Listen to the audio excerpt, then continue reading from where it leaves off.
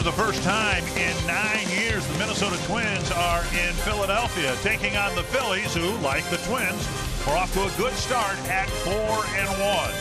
It's a chilly Friday night at Citizens Bank Park in Philadelphia. Opening week is presented by TD Ameritrade. And welcome to Philly. Dick Bremer along with Justin Morneau. We've got 3 games here in Philadelphia, then 2 in New York against the Mets. So 5 National League-style games in a row, meaning that tonight Jake Odorizzi gets to swing a bat. He hasn't done that very well, but if he pitches as well as he pitched against Cleveland in his first start, it shouldn't matter. Well, hopefully we're not counting on Jake Odorizzi to swing the bat. We need him to pitch as well as he did on opening day. This is a little bit different lineup that he's going to face in that Cleveland lineup, but he was so good with his four-seam fastball. He got career-high strikeouts. He did a really good job attacking that Cleveland lineup. He's going to have to do that today, work ahead in the zone, locate that four-seam, locate his off-speed, work ahead in the count, give the Twins a chance to win. The Phillies 1 through 8 have a really good lineup, and lately the Twins lineup has responded with a good series in Kansas City. Should be a fun 3 games here in Philadelphia.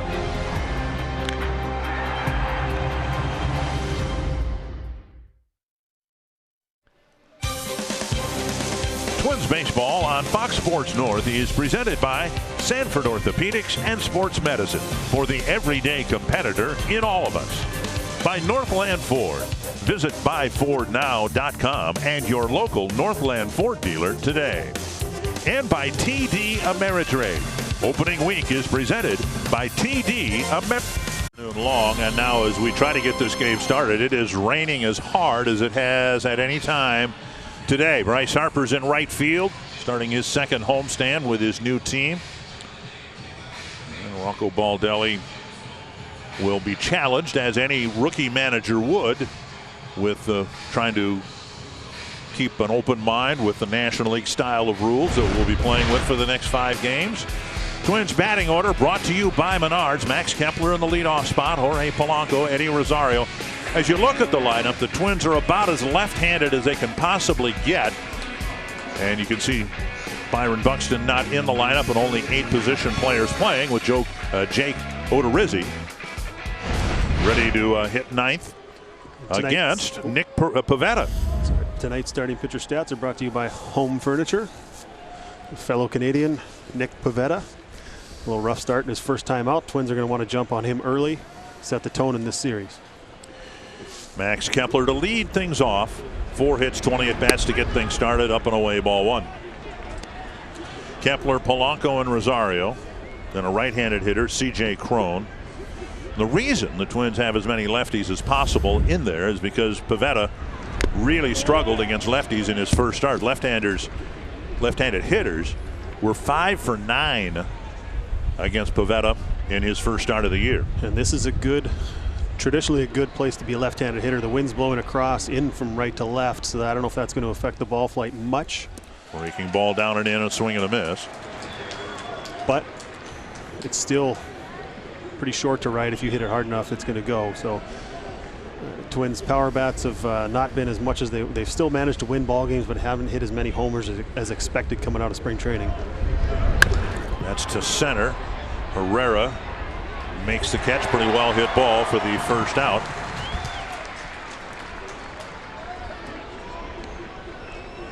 The Northland Ford defense for the Phillies.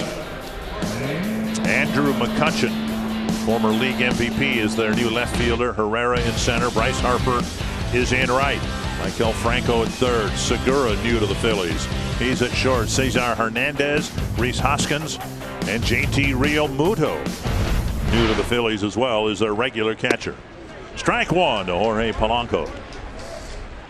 You know, sometimes you go to those National League parks and you're not as familiar with the other players, but we were talking about it before. I said I have more guys that I played with on the Phillies team that are playing on the Twins team. Fouled away, 2 strikes. And Pat Neshek, you played with him. He's pitching out of the Philly bullpen. We'll probably see him at some point in this series. McCutchen in Pittsburgh, Casio in Colorado. There's a few around. Well in front of the plate. And it's 1-2.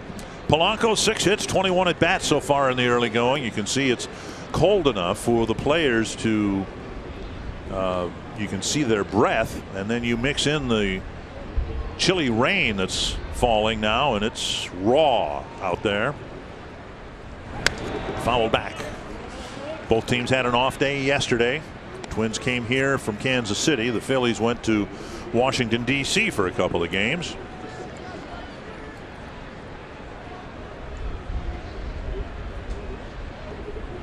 One and two. And now 2-2. And it's unfortunate, at least in the early part of this game with this weather, because this place has been loud. It's been electric. There's a lot of expectations here following this team. I'm really looking forward, because this place can be as loud as any, to come in as a visiting player and as a fan to watch ball games. And now 3-2 to Polanco.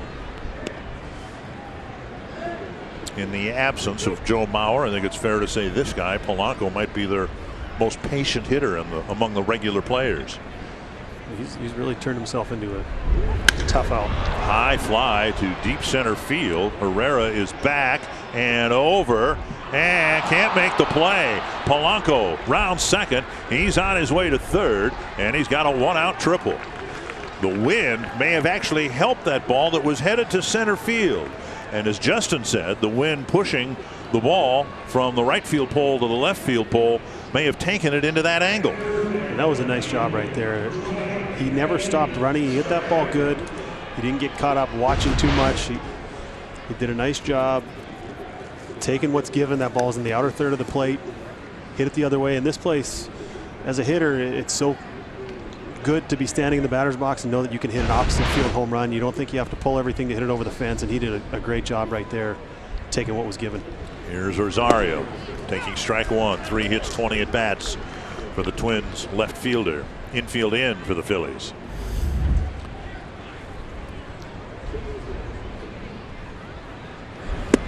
And chasing some high cheese.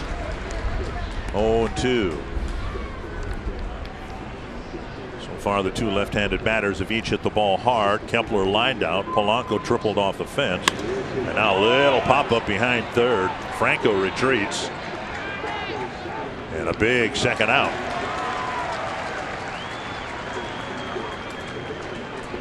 And that'll leave this first inning rally to C.J. Cron. I always found it interesting playing interleague, and you know, you play your teams in your division, you get a lot of at-bats. You get 60 or 70 or 80 at-bats off those teams. Then you go to a National League team, you only play sometimes every 3 years. That's to left center field, and McCutchen is there, and the Twins leave. Polanco at third base. No score after a half inning.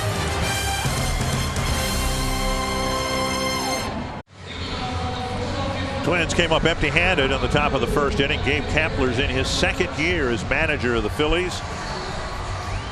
Things got off to a very poor start in his first year, off to a much better start in his second year. Phillies batting order brought to you by Menards, and boy, they are loaded. Andrew McCutchen leading off, then Gene Segura, Bryce Harper, Hoskins, Real Muto, Herrera, Hernandez, Franco, and then the pitcher Nick Pivetta. Tonight's starting pitcher stats are brought to you by Home Furniture. Look at Jake Odorizzi. Had a great start his first time out. Tied his career high in strikeouts. Did a nice job with that four-seam fastball, pitching up in the zone, located well. It's a little bit different lineup, but he has the stuff to work his way through it. Andrew McCutchen to lead things off for Philadelphia. Fastball up and in. 5 hits, 20 at bats for McCutchen so far.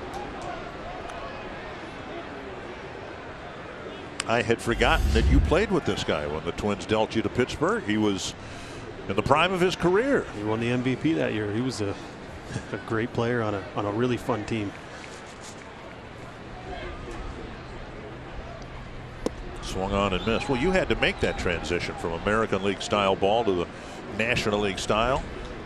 We can talk more about it over the course of this road trip, but what was your first impression of switching leagues? There's a lot more going on in the National League game. You have to be ready at any point. Slow breaking ball gets a swing and a miss. And I think, as we've seen, the Phillies have had the same starting 8 players plus their pitcher all 5 games so far this season. You can't really do that, as Rocco's had to try and work in players, and he's got 3 catchers, and he's trying to find a way to get everybody playing time.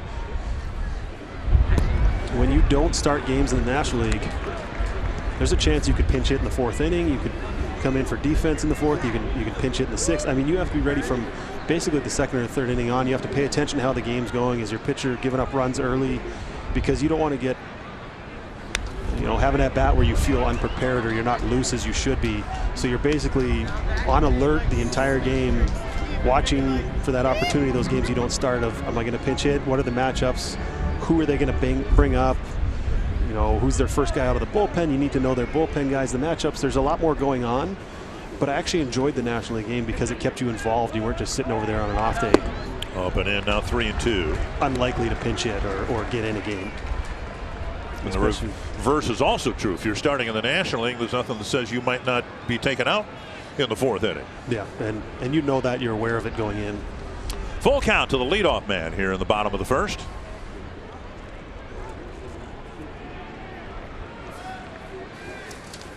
Odorizzi was really good against the Indians on a frigid day at Target Field. A couple of walks in 6 innings and only 1 hit allowed. Check swing. Looked like he went. Oh! Ooh, Jeff Nelson said no. We will take a look at it. It's a leadoff walk for McCutchen. It'll be interesting to see if he has the same feel. We'll take a little side angle. This is my favorite way of looking at it. He went, looked to me like he committed right there. Yeah. He makes contact. That's a double down the left field line. But unfortunately, didn't get the call. Now he's got to find a way to get a quick out right here. A ground ball double play, best case scenario. But attack, try and keep as many guys off base in front of Harper as you can, and then you can pitch a little more carefully to him without traffic out there. Segura, the batter, off to a good start in his first year in Philadelphia. Off the plate, ball 1. It's interesting to see, you watch the pitchers, you watch how much they're blowing on their hands, because pitching's so much about feel. If you don't have that feel, as we saw the first pitch to McCutchen got away from him up and in. Obviously, you're not trying to throw that pitch in that situation. Walk the leadoff guy after how good he was his last start. Hopefully, it's not going to affect him. 1-1. Moving forward, you're out there moving around. The pitcher, I think, in this situation is max effort, full energy. It's a lot easier, in my opinion, for them to keep warm than the position players who are standing out there with their hand in their pocket and just trying to stay loose.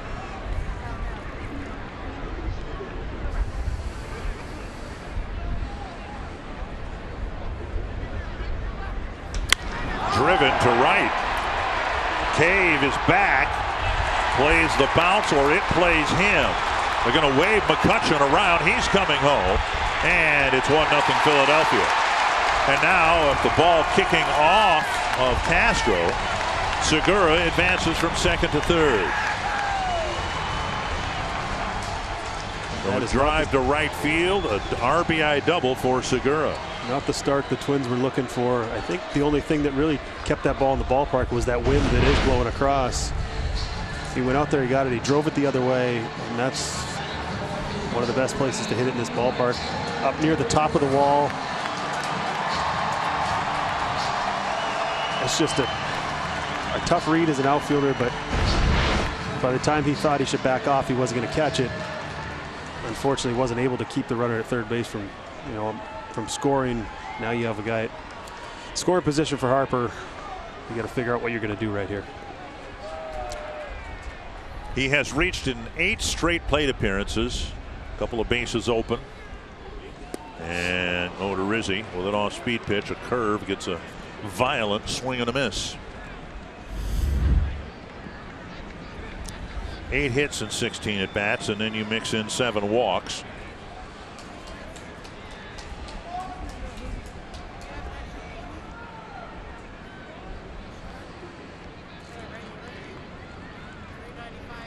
One strike from Odorizzi to Harper, and time called. Harper signed here for 13 years. It's a long time, but I think the best thing happened that could have happened. He got off to a good start. He hit a big homer at home. You get the people, they're already excited that he chose to play in Philadelphia, that he signed here. But then when you get off to a good start, you kind of get everyone behind you a little bit more. Now late on the fastball, 0-2.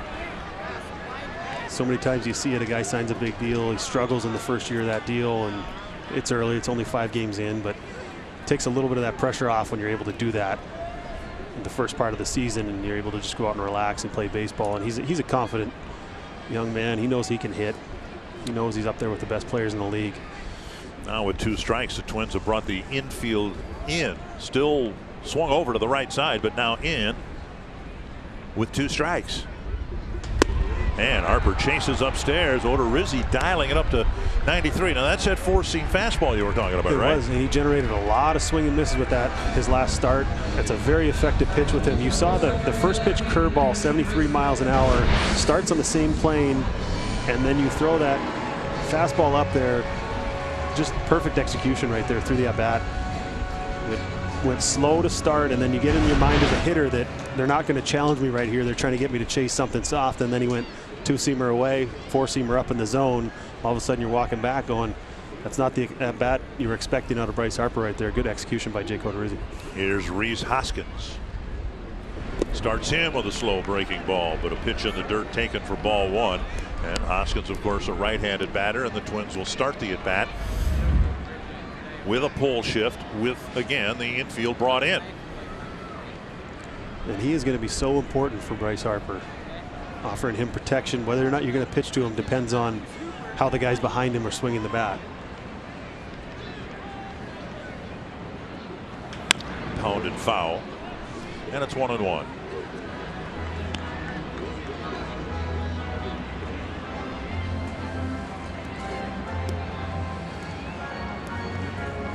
Odorizzi gave up 1 run over 6 innings to the Indians, and the Phillies have touched him for an early 1st inning run here tonight. Not raining as hard as it was at the start of the game, if it's raining at all. Slow breaking ball smothered again by Castro. 2-1. And this is how Jake's going to have to pitch. Change speeds, slow, change locations. You know, you go back and forth. You call it the rocking chair. You know, you're slow to fast and in and out, up and down. You have to use all parts of the strike zone against the lineup like this, and he's shown that that's what he's planning on doing today. And you pitch a little differently with runners in scoring position. You attack and a little bit more. You get nobody on base. You can afford that. But right now you're pitching to the strikeout or the pop-up. And now 3-1. JT Real Muto on deck.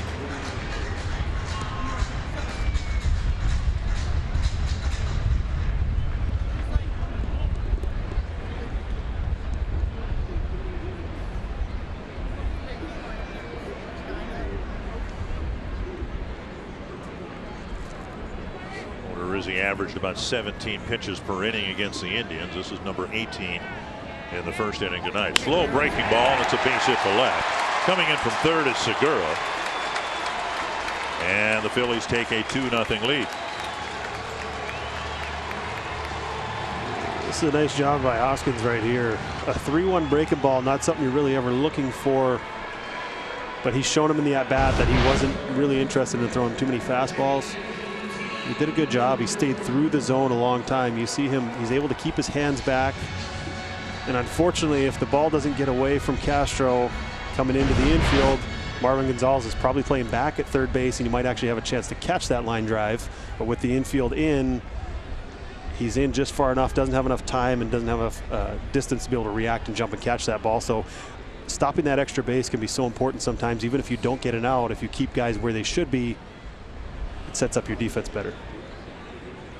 If you're keeping score at home, Scope was charged with an error on the relay from Cave to the infield, and that's what allowed Segura to advance from 2nd to 3rd.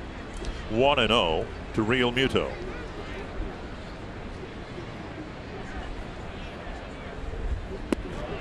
Missing again. 2-0.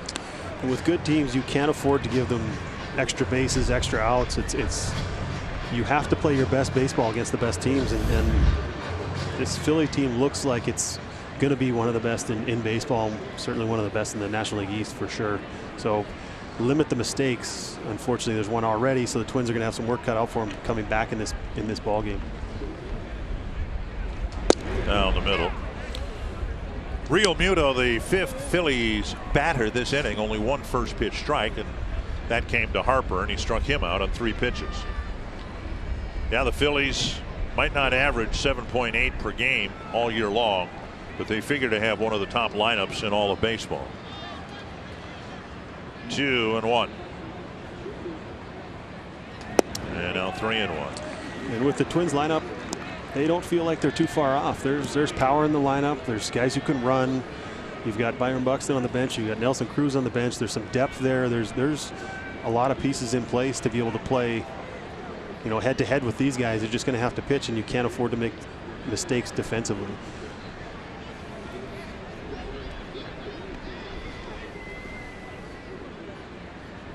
The 3-1 pitch on the outside corner.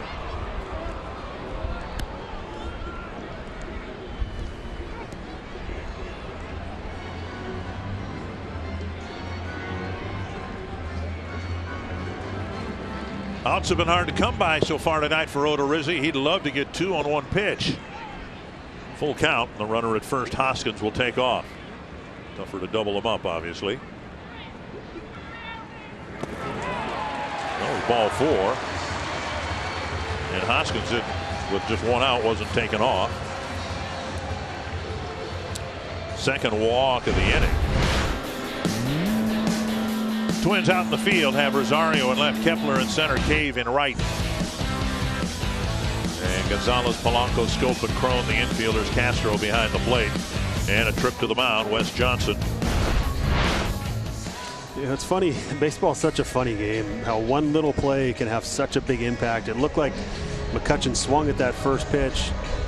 The check swing, a strike 3 turns into a ball 4, and all of a sudden leadoff man's on, and then, you know, the complexity and everything, the way the whole inning is played, changes after that. But how do you react when things don't go your way? How do you handle it? What do you do after that? You know, is so important, because anyone can, you know, react well or you know, do their best when everything's going good. It's how do you react when things don't go your way? You need to find a way to get it done, because no one's going to feel sorry for you that you didn't get a call on a check swing. So find a way right here. Work ahead in the count. You need strike 1, and then try and get your ground ball, your best ground ball pitch. Turn it up, get out of the inning. Here is Herrera, off to a good start. Whether you have high def or not, I think you can see the rain has picked up again. And there's a first pitch strike.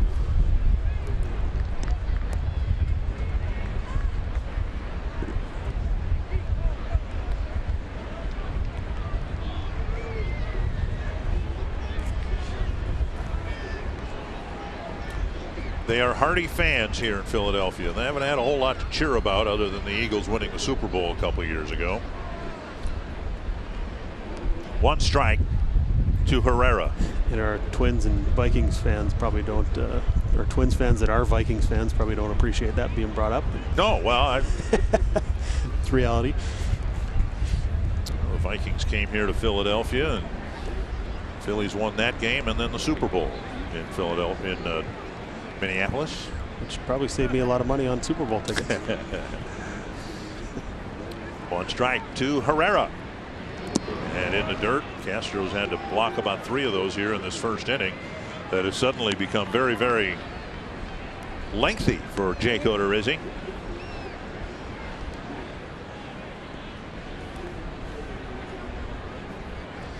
We had a chance to meet some Twins fans here before the game today. And I think that is one of the benefits of interleague baseball. You're able to go to a city like Philadelphia, you know, for the transplants from Minnesota, people who have moved here or working here, get to come out and see their team play. Taking a low, and it's 2-1.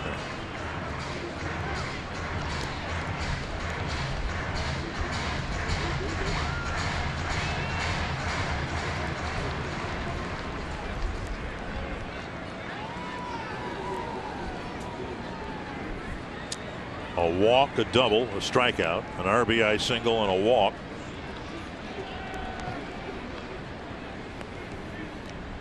And now Odorizzi's 28th pitch of the inning.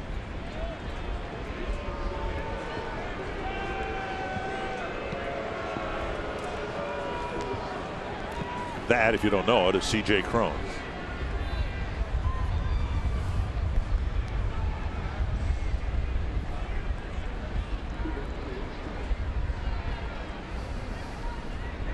fouled away. 2-2. And this is an example to me of being ready to play. The importance of the first inning. The Twins had a runner on third with less than 2 outs, had a chance to set the tone, let Odorizzi go out there, settle in, knowing that he has a 1-0 lead, but instead failure to execute.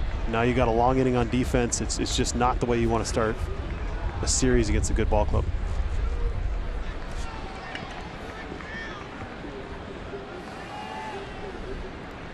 Pitch number 29.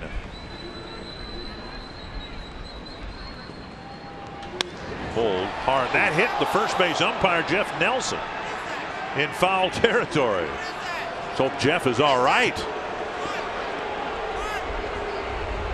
Jeff from Cottage Grove. Oof, that ball was hit hard too. And I think he said it got him in the ribs and the backside perhaps. Gabe Kapler coming out. He, Nelson, was standing in foul territory. At least I thought he was when he got hit by the pitch. There he is right there. He got it on the wrist. You just can't get away from those. It had enough topspin, hook spin on it where you try and get out of the way and it just seems like it's following you. He's a tough guy. Those umpires, they get beat up a lot, but it's usually behind the plate, not usually on the bases. Jeff's scheduled to have plate duty tomorrow. That's fouled the other way. And this first inning has just gone miserably for Odorizzi. He still has just 1 out on the board. And the good thing for the Twins, they have Martin Perez down in the bullpen who can give them some length if needed. You're obviously not hoping to call on your long guy or your 5th starter in the first inning, but you can't let this go too much further with how strong this offense and how good this Philadelphia ball club is.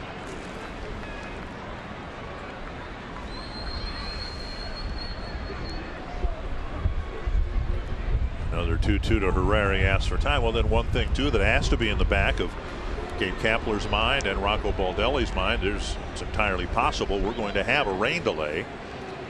And then, you know, Twins were pretty well set up for that with Perez, as you said. Might be able to come back after a lengthy rain delay if we have one. But you don't want him in the game before that chance of that rain delay. And he's sitting there for an hour and a half. He can't go back out. Driven to right. And Cave goes back to make the catch on the edge of the track. And finally, out number 2. And that'll bring up Hernandez.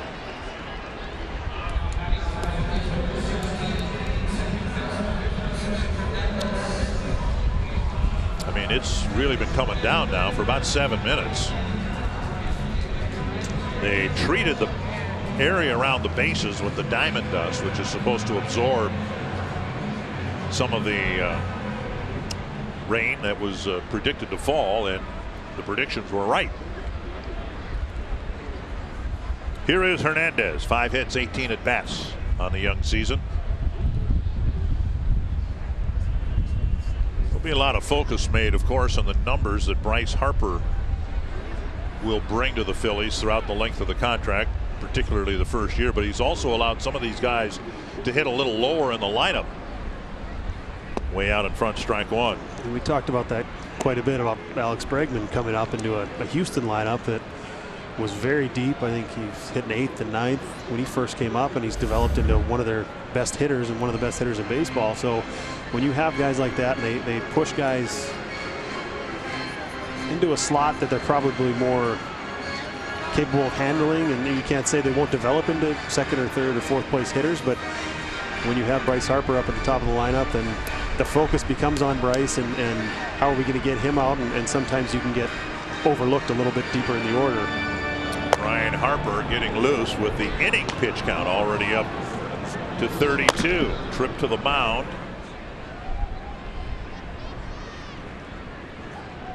And the count is 1 strike to Hernandez.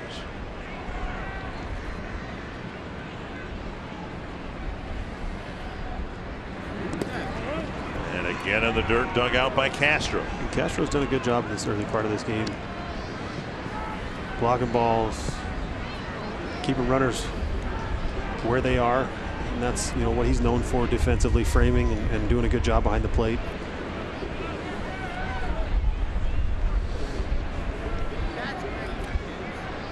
Two are already in for the Phillies. There are two more out there.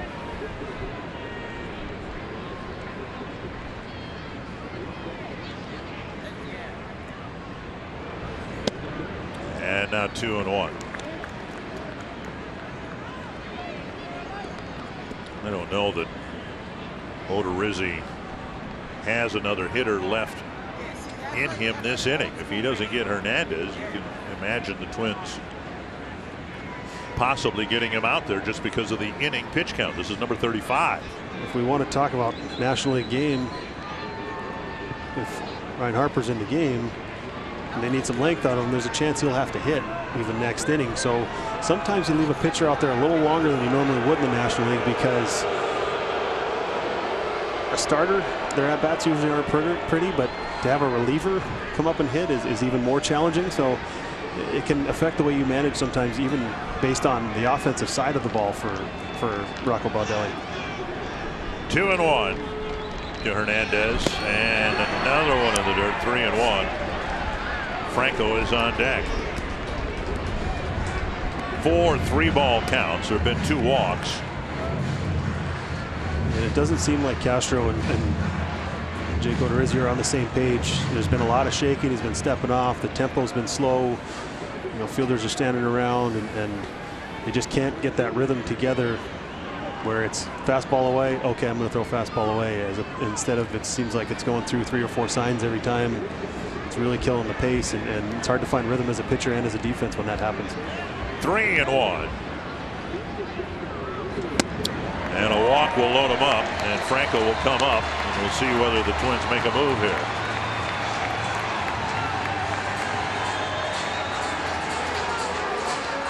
Warming up Harper certainly for a reason, but if they let him have Franco, then presumably they would let him have the pitcher hitting behind him as well.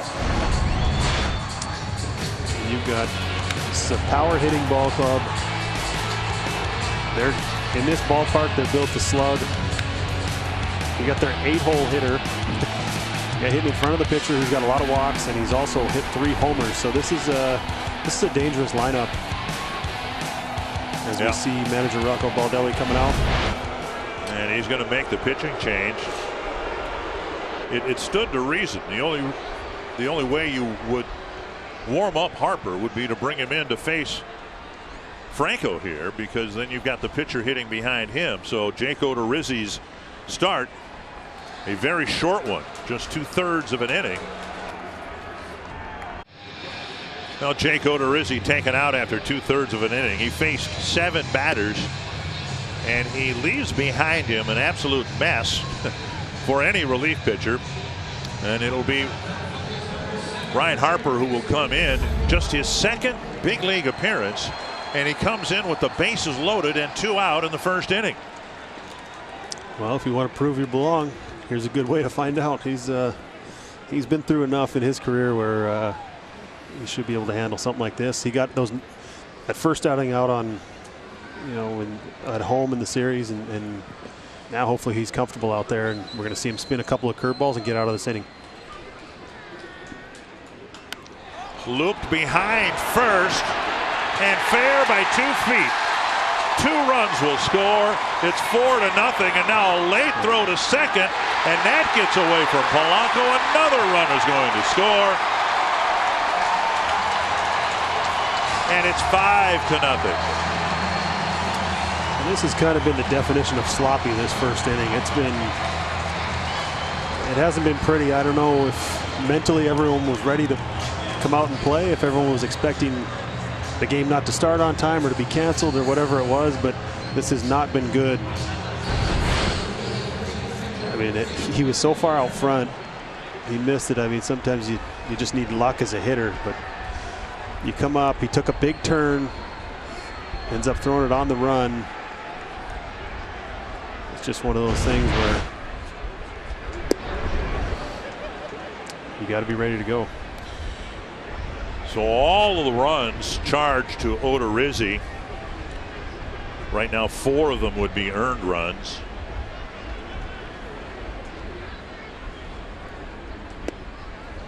And a couple of fastballs from Harper, and now he's ahead of Pivetta.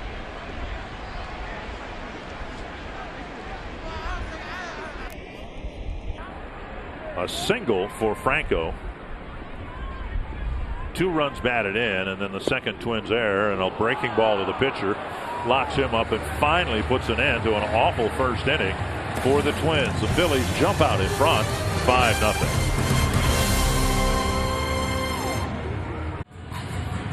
5-0. The Phillies in front, taking advantage of some sloppiness in the field and on the mound.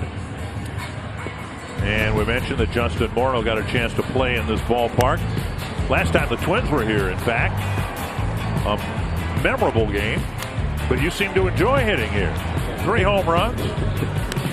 Everybody enjoys hitting here. I walked in the stadium, I thought, maybe I'll pick up a bat, and then I remembered I'm old and not good enough anymore, so now I just get to talk about it. Even on a cold, miserable night weather-wise here, we expect potential for a lot of runs to be scored. Doesn't excuse the Twins giving up 5 in the first, but Marwin Gonzalez will lead off the second. And Gonzalez tries to jump on that first fastball. 1 strike.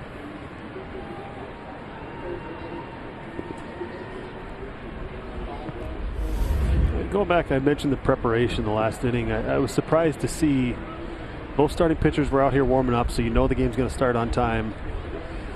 And I pointed it out to you, there wasn't anybody. We're 15 minutes before the game time. Nobody was out here running. Nobody was out here playing catch. Right. Sometimes you can get caught off guard by thinking something's going to happen instead of just being ready to play. And then if it gets delayed, you back off. But it's hard to turn it up if you haven't gone through that normal preparation, running sprints on the line and playing catch and taking your swings and doing everything you do.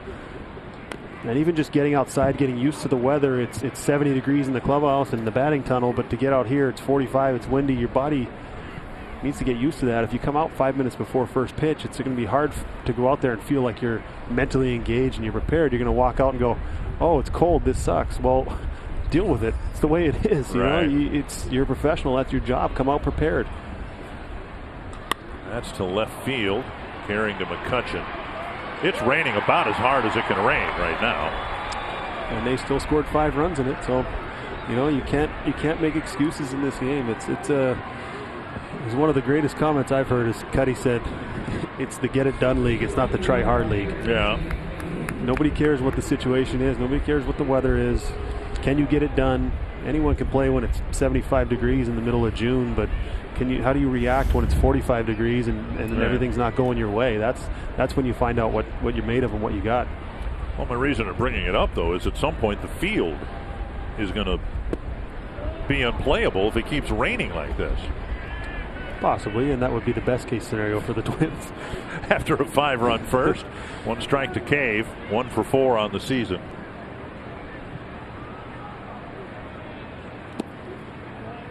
And a breaking ball taken for a ball, 1-1.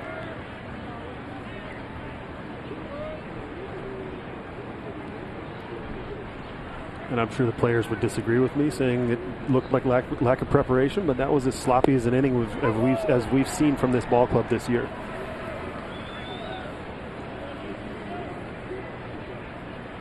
One and 2 to Cave, getting a chance to play right field with Kepler in center. Foul tip, Cave strikes out, 2 down. And that'll bring up Jonathan Schoop. Schoop charged with an error. His throw one-hopped the catcher Castro and skipped near the Twins on deck circle. I'm sure if he looked back on it, he might say, I should have just held on to that ball instead of throwing it, but it's a really difficult play when your back's to the infield. You're depending on the communication of either C.J. Cron, the first baseman, who's taking a look at that runner rounding third, seeing if he's sending him, seeing if you have a chance, or as a second baseman, as that ball's coming in, you take a peek. That's looped to first, and Scope's got a base hit. And it'll bring up Castro. Castro looking for his first hit of the year. 0 for 6 on the season. scope now, 4 for 14 on the season. 3 games here in Philadelphia, and we'll see how Rocco Baldelli plays it. It might very well be that all 3 catchers will get a chance to catch in this series. That's the way it worked in the Cleveland series. And it's always hard to keep, it seems like, to keep Astudillo out of the lineup with things just kind of happen around him when he's out there. Pitches up and in, ball 1. Well, yeah, I would think there's a chance he'll play someplace. He's 6 for 9 on the season. And going back to what I was saying, we've got the pitcher spot on deck after Castro.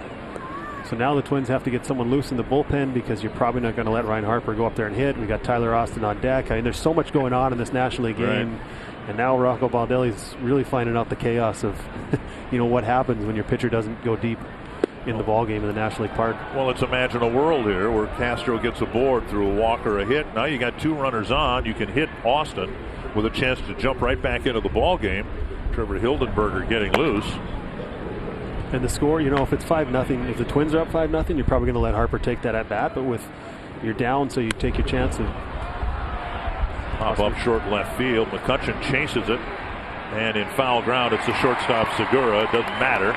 The 2-out singles left aboard. Castro is retired, and it's still 5-0.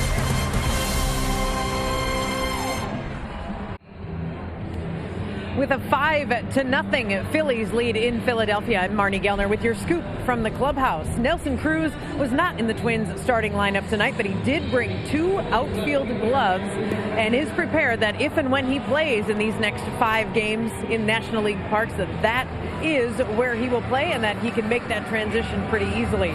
Byron Buxton said he feels pretty good today. He's also not in this starting lineup, but more as a precaution. Rocco Baldelli said he would not hesitate to use Buxton at all during this game tonight. And the pitchers for the Twins will hit tonight and for these next 5 games. And Jake Odorizzi will not, because he's already been taken out of this game. But he did tell me that pitchers are not delusional. He said ideally when that pitching spot comes up, we're just bunting a guy over, kind of moving guys along the base paths, getting them into scoring position. And of course, Dick and Justin, the pitcher's position for the Twins, due up in this next half inning. Well, thank you, Marnie. And Harper delivers a fastball, strike 1 to Andrew McCutchen. Curve, line foul, 0-2. So now with the pitcher spot leading off the next inning, Rocco Baldelli is really hoping that Ryan Harper can get through this inning without having to make another pitching change, because whoever you bring in is either going to be leading off or you're going to pinch hit for him. So there's a lot of strategy that goes into this National League game, and you need your pitcher to go out there and give you innings when you absolutely have to, and this is one of those situations. And McCutchen strikes out on the curve. I should say a curve. Harper's got like 3 different ones. And that one was the slow one, the 67, that was very effective. And not too many times you see a guy take an 89-mile-an-hour fastball down the middle, but when you're aware of that, how slow that pitch is, you just can't wait for it. Good job right there. He's thrown 7 pitches. He's thrown 7 strikes. Has 2 strikeouts. The first pitch he threw, of course, was a little chip shot down the right field line that emptied the bases. Here is Segura. Ball 1. All right, well, you don't like being behind 5-0, but you've got another day game tomorrow, another game on Sunday, off day Monday, and then 2 more National League games. I mean, it is an out of the realm of possibility that Harper might, it's a leadoff man in the 3rd inning. You've only got 11 pitchers, right? You've got plenty of bench players. Is there any chance that Harper hits to lead off the 3rd? Well, Perez is throwing in the bullpen now, so I doubt it. Okay. But it is possible. Your reasoning does make sense, but at this point, you only have 21 outs left to play with. Right. You're down by 5, so you've got a 7-inning ball game. Can you afford to give away an out? That at bat, especially leading off an inning, you can set the tone. That's where the challenge comes in. Like I said, if it's 1-0 or 2-0, you maybe let them go and try and get some length out of them and extend them so you don't eat up the bullpen. But breaking ball for strike 2. Like you said, he's got multiple speeds, shape. Shape. He throws that breaking ball. We saw the strikeout to McCutcheon was 67. That one was 74 miles an hour. You change speed with the same pitch. It's almost like having 2 or 3 more pitches. On the ground. Nice stop at third by Marwin Gonzalez. Sidearm throw. Crone's able to stretch and complete the out. Really good play by Gonzalez. Marco Baldelli was talking about Crone's defense at first base today. You get to see here some nice footwork by the first baseman. That ball had some speed on it, wet grass. It skipped, but he was able to hold on to base. And that's one of the benefits of having someone tall at first base. You get just that extra distance you need. He's done a great job defensively so far this year. 2 down, and now Bryce Harper struck out on 3 pitches. About the only thing that went right for Odorizzi in the first inning. Swing and a foul.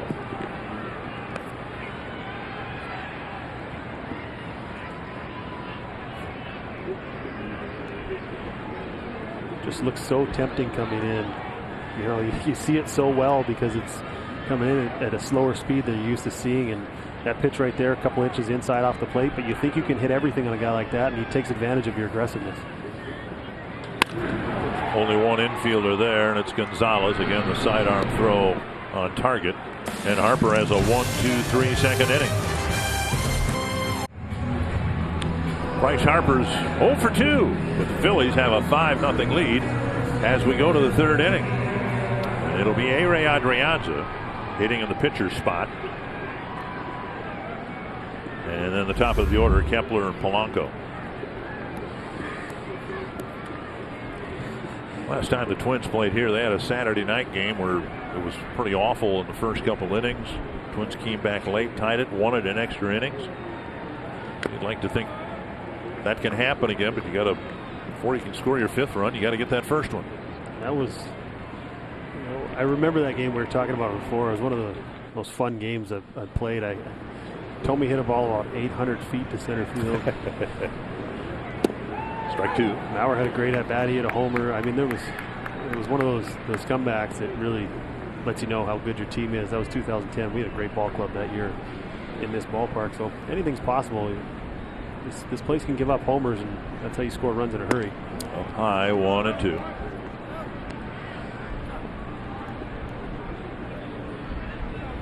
Adrianza, Kepler, and Polanco in the Twins' 3rd.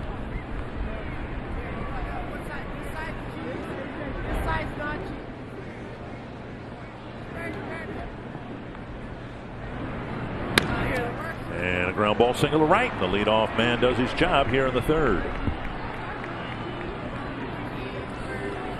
And tonight's Pizza Ranch for the win. Contain Harper. The Twins have done that so far in his first 2 at-bats.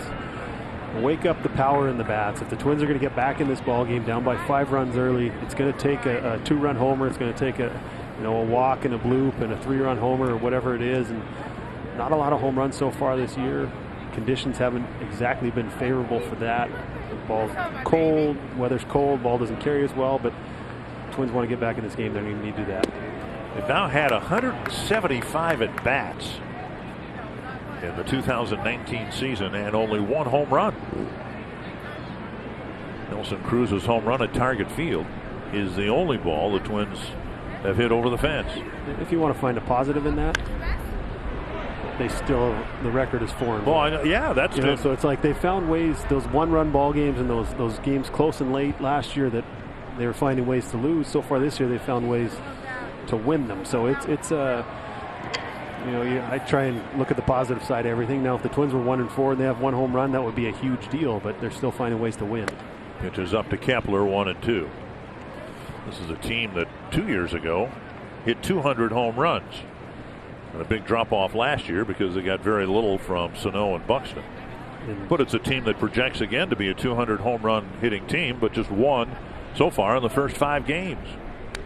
Kepler waits and fouls it back. The other thing, with so many off days early, sometimes it's hard to find your timing. You feel good coming out of spring training, and then you play a day, you sit a day. You play a day, you sit a day, and to hit home runs, you have to be perfectly on time. You need to be able to square that ball up and when that rhythm and that timing gets disrupted, it can become a challenge. Down, and it's 2-2.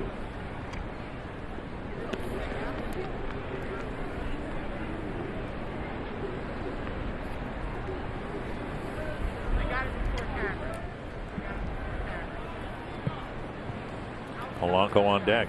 Twins trying to build an inning like the Phillies did in the first. Here's a drive deep down the right field line to the corner. Max Kepler has hit one out, and the Twins are on the board. All we had to do was talk about it, and it happens. I was just about to say this looks like a good matchup for Max Kepler right here. And a 5-0 lead turns into a 5-2 lead, and all of a sudden, Twins are back in the ball game with some power. That's a big hit right there. Pretty good breeze blowing in from right field. Protected. The field is protected down the right field line by the grandstand, but a pitch left up. Kepler didn't miss it. That was a great job of hitting right there. That ball's up in the zone. He just took his hands to it. Nice compact swing. And that ball's not staying in any ballpark, I don't think. Now Polanco takes up and away.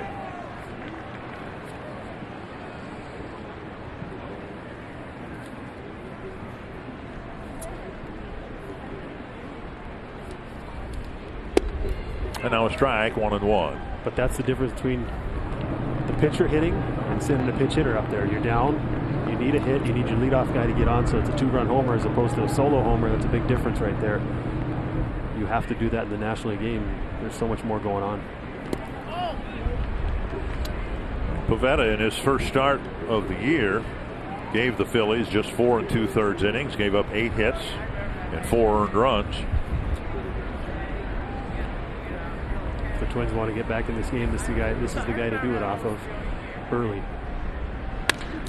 And a hot ground ball and a base hit up the middle for Polanco. The Twins already with 5 hits in 11 at-bats against Pivetta. That'll bring up Rosario.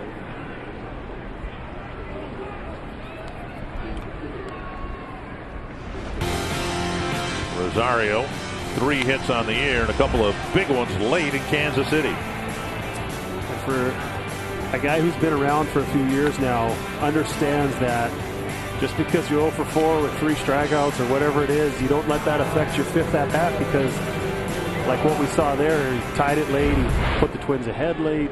You know, you can erase all the bad things that happen early. You know, over the course of a season, 600 at-bats, it's going to end up being what it's being, but those big hits right there, those don't go away. Those help win ball games, and the Twins were able to come back because of those. Certainly not when the score was 5-0. Probably not here that the score is 5-2. But the Twins would like to utilize their running game. It's just the guy behind the plate's been awfully good over the years in denying stolen base attempts. He's already thrown out 3 guys this year. Speaking of Real Muto. They picked him up in a trade from the Marlins. He was probably the most coveted player that was said to be available this offseason. It's a nice addition for them. And now strike 2 to Rosario. Excuse me, strike 1. 1-1 is the count to Rosario. Popped up to third after Polanco had tripled back in the first inning, back when the score was 0-0.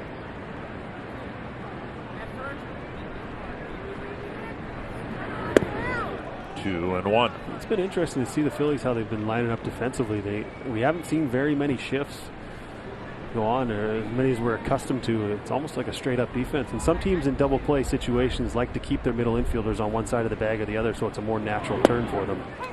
2-2. And Rosario begs to differ with Corey Blazer. I think I would too, but it's the way it goes sometimes.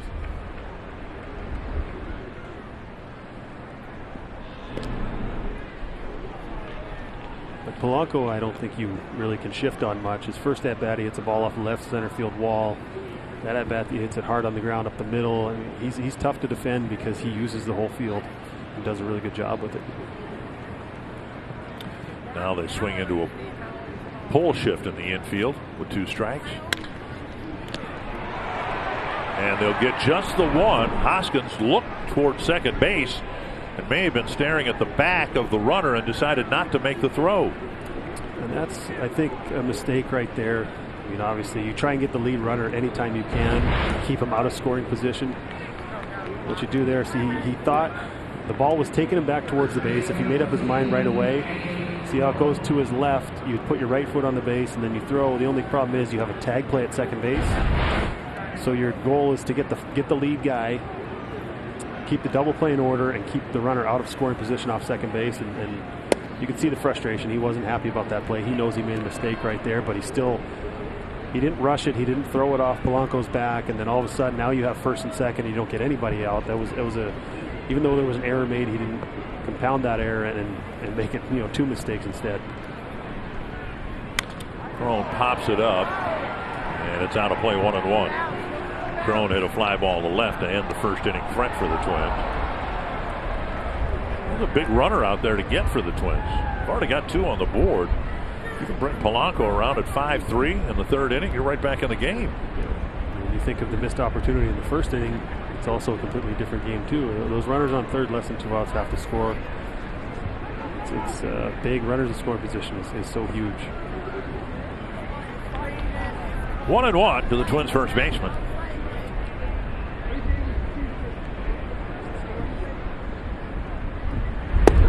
Taken for a strike. 94-mile-per-hour fastball. Pivetta now at 50 pitches, 51 pitches. And he's only gotten 7 outs. Very high, 2-2.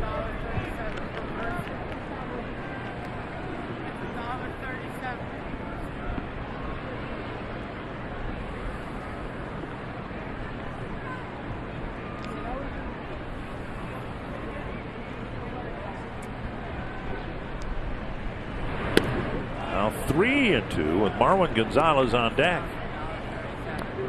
You would think with now Pivetta struggling here in the third inning, handed a 5-0 lead. Now things are a little tenuous for him. And the leash might be a little bit shorter than it would be for some of the other starters, but not a great start his first time out. Numbers historically, they're hoping he develops into one of their guys they could depend on, but he hasn't shown that so far in his career. He's had some good starts, obviously. Wouldn't be here. He's got good stuff, but the consistency hasn't been there, as we see action in the Phillies bullpen already. So they're not going to let the Twins sneak back into this game too much longer. You need to take advantage while the runners are out there now. Crone with a foul tip. Real Muto hangs on. It's a big strikeout for out number 2.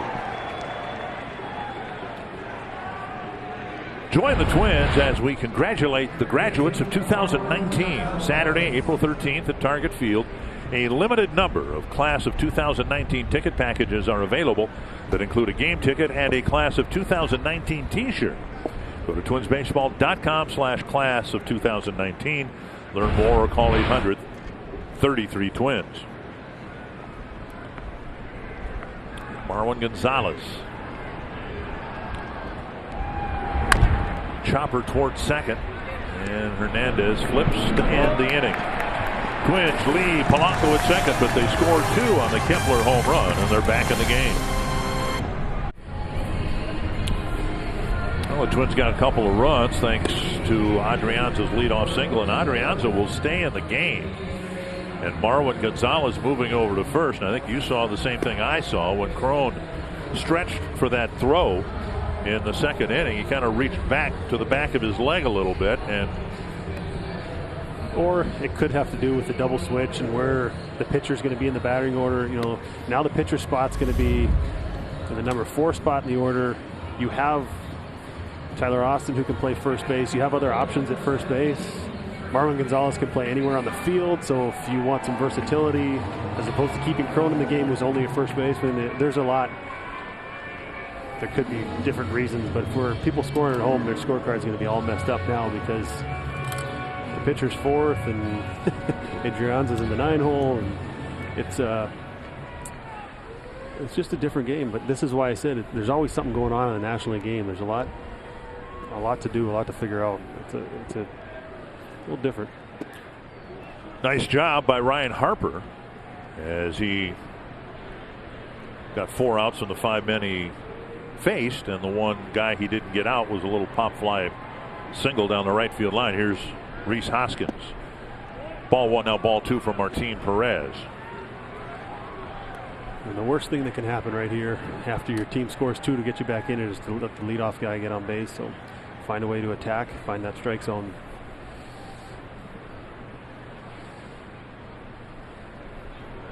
And there's a strike. Perez came out of the bullpen to relieve Michael Pineda in the second game of the year, and he did okay. The last inning was a little inefficient, shall we say. Strike call 2-2.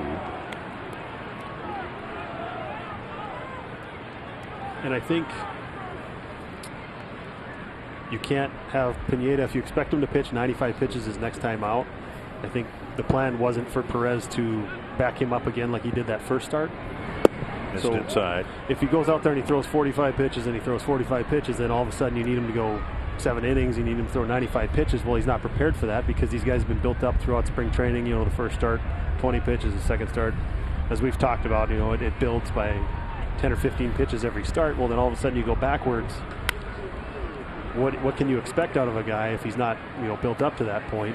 It'll be like asking a reliever who, you know, Taylor Rogers to go out there and throw 6 innings when he's used to throwing an inning in 2/3 or whatever it is. It's you just can't expect guys to do that. You're setting them up for injury and for ineffectiveness.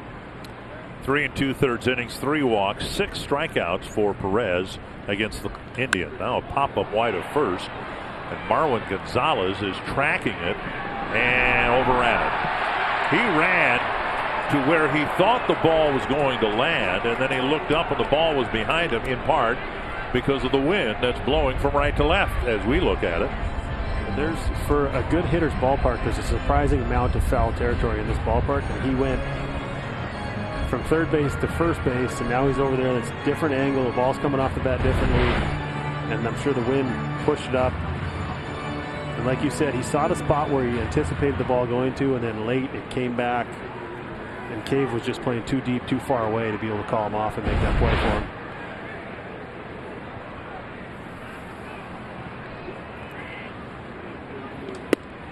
Up high, and Perez issues a leadoff walk. That's a good pitch right there. I think get another look at that one. It looked like it was over the plate. So now we've had 2 walks. The first batter of the game on a check swing that didn't go the Twins' way, and now the last pitch from Perez leading off. Let's take a look at it.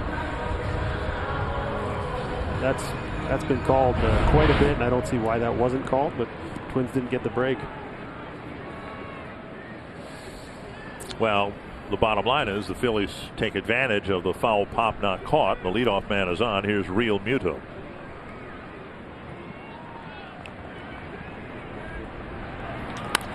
How many can they get? Slowly to the second base bag, and a snap throw.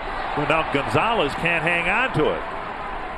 Good play by Scope, who ran to the bag and with a flick of his wrist was able to deliver what appeared to be an on-target throw. Gonzalez's stretch, though, didn't allow him to pick up the ball.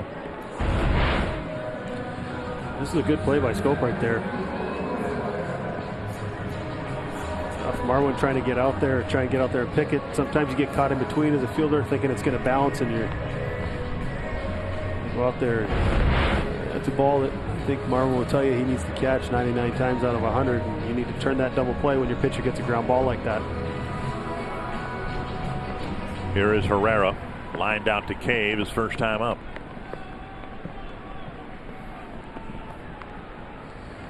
I'm surprised between innings there hasn't been more treatment of the infield, because it's really been coming down. Now this ball hit to the right field corner.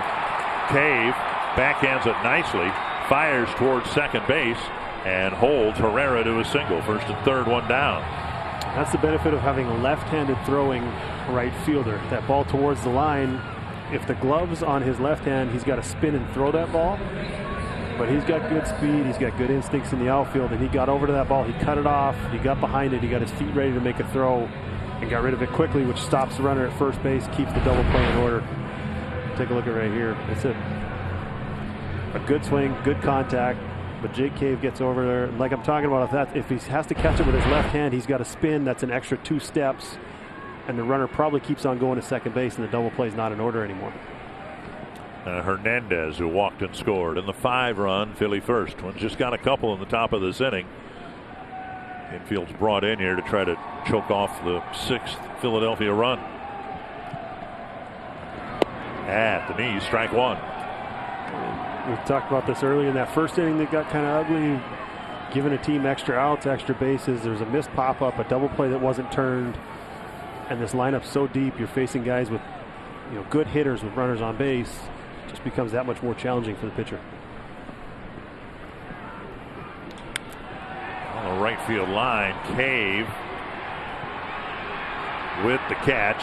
Tagging is Real Muto, and here's the throw, and that was over everybody. And it allows Herrera another 90 feet. That's been the story of the early innings here. Extra outs and extra bases that the Twins are giving the Phillies. That's a mistake right there. You got good speed at third base. You want to keep that guy at first base because it takes an extra base hit to score him. You're not going to throw him out of the plate right there. And if you're going to throw it home, you got to keep it down so the cutoff man can get it.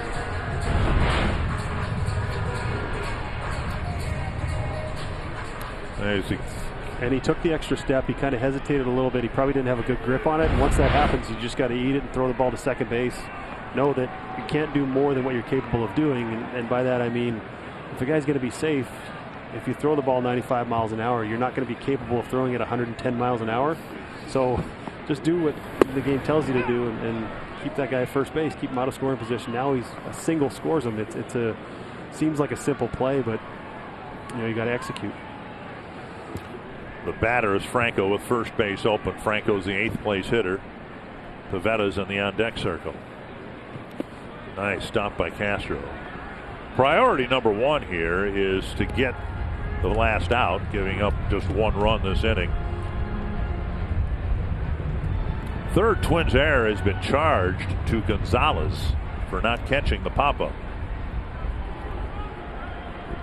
So 3 errors in the first 3 innings, and then whenever this inning ends, I'll be curious as to whether we continue to play baseball. And that gets away from Castro, and another 90 feet for the Phillies. That might be a pass ball.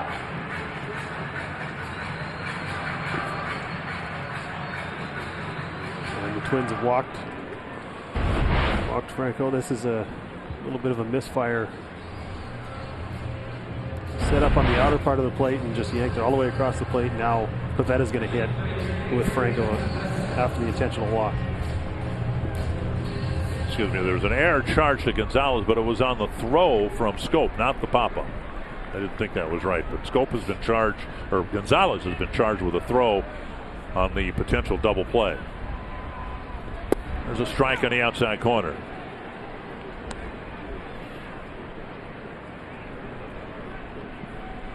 Pavetta struck out on 3 pitches.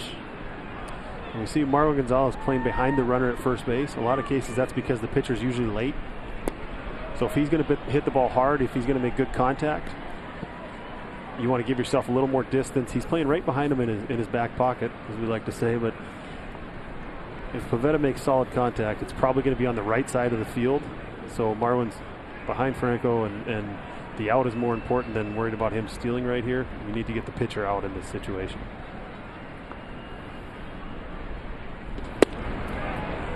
Perez reaching back for 94, gets a swing and a miss, 1 and 2.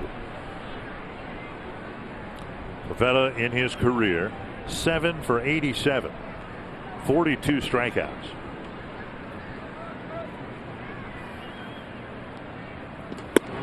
And that ends it. The Phillies add another run and now lead it 6-2. Get caught up. We've already had 8 runs on the board. Gene Segura in the first hit a ball off the right field wall. A different day, it might be a homer. And then some mistakes happened after that. The Twins got themselves in a hole. Cal Franco, that slow curveball from Harper ends up blooping it over the first baseman's head. And then Max Kepler answers with his first homer of the year, and the Twins were back in the ball game. Unfortunately, weren't able to get the shutdown inning coming back after Kepler answered for the Twins. 6-2. Rain is still falling. Twins need to find a way to get back in this ball game. Between half innings, Jeff Nelson, the crew chief, talked with the groundskeeper, and we will play on. And Rocco Baldelli joined the conversation. Jake Cave will lead off the 4th inning. Then Jonathan Scope, Jason Castro. There's Jeff Nelson.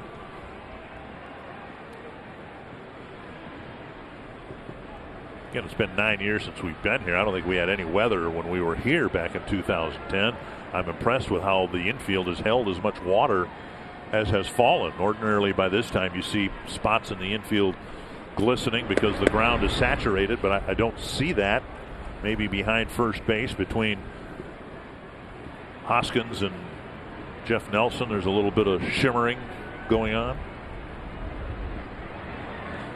And I'm sure they had, this rain was anticipated. It's not like it came out of nowhere, so I'm sure they had the tarp on the infield all day. The outfield is always the worst spot because when they peel back the tarp, the water that was on the tarp goes somewhere into the outfield. Right. So those guys always have it worse, but nobody really ever seems to care too much about that. 3-0 to Cave. And Pivetta had a tough time getting through the 3rd inning. First 3 batters reached on hits. He's yet to walk a batter. Twins are actually out hitting the Phillies 5-4, but they've committed 3 errors. There have been walks. Missed cutoff men, missed pop-ups, missed turning double plays. I mean, everything that could have gone wrong for the Twins in the first 3 innings of this ball game has gone wrong. But no, there's still 6 innings left. It's not out of reach. No game is really ever out of reach in this ballpark. There's ball 4. I'm encouraged that Crone is standing up by the railing and not back in the trainer's room, so maybe no injury situation there at all. This fall, it's the start of a new era as Fox becomes the new network home of WWE's SmackDown Live. Catch all the action every Friday night beginning October 4th only on Fox. So leadoff walk with a 4-run lead, and now here's Scope. Base hit. Twins coming right back on the Phillies. Cave runs hard to second, slams on the brakes, first and second. Scope with a pair of hits, 1 to right field and now 1 to left. And another interesting situation unfolding for manager Rocco Baldelli. We've got Twins down by 4. You got the 8-hole hitter coming up. Castro, are you going to pinch hit, or are you going to allow your, Castro reaches here, you got the bases loaded. The last thing you want is for Perez to hit, but he's your long guy, so how do you pinch hit? Sorry, after the double switch, I confused myself on the old scorecard. Adrianza will hit, right. So, nothing to worry about now. Yeah, but we were talking about if you're keeping score at home, there was an error. It really does encourage fans, I think, to the extent they still do this, to keep score at home. If you're in the ballpark, if you're listening on the radio, if you're watching on TV, but the National League rules really encourage you to do that because different spots in the batting order move around with the double switches and things like that. And that's why I say I like the National League game, because the managers have to manage so much more. You see what you have in a manager and how well they handle a game and when to pinch hit and when to double switch, and it turns out to be a good call because instead of leaving C.J. Crone in the game, moving Adrianza around, I mean, there's so many things that could have happened differently. Now you get potential for first and second or bases loaded if Castro reaches here, and now you've got Adrianza coming up and not the pitcher spot. Castro on the year, 0 for 7. And he takes outside ball 2.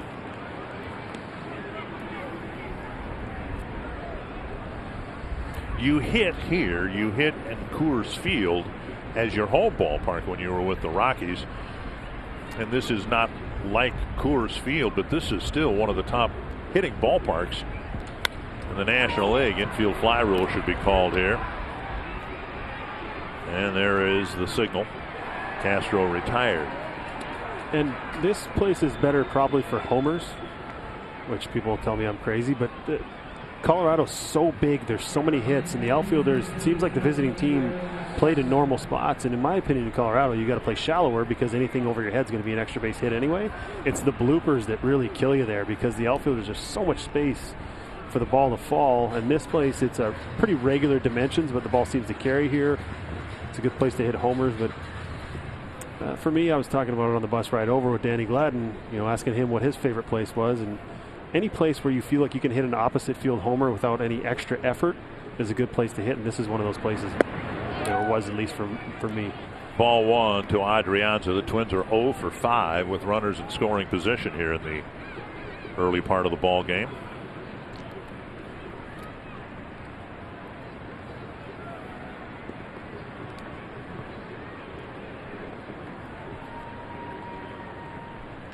And now inside. Often wondered, standing up there, it's been raining for a while. You can see Adrianza wiping the bill of his helmet. I mean, that's got to be distracting when you're hitting, isn't it? It's the most distracting when those water that beads up on the end of the bill, and you can just see it getting ready to drip. It's like just enough to get your focus off of that release point. Flipped foul, and it's 2-1.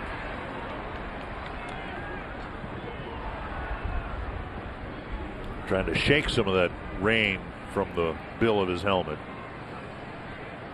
And then you're standing there in the box going, should I call time? Should I not call time? Are they going to give me time? You don't want to be surprised by a pitch while you're in the middle of, saying something and the pitcher lifts up his leg, and it can become a distraction. Nearly hit him. 3-1. Kepler on deck.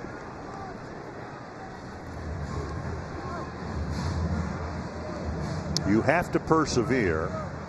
You just find yourself doing more of it this time of year.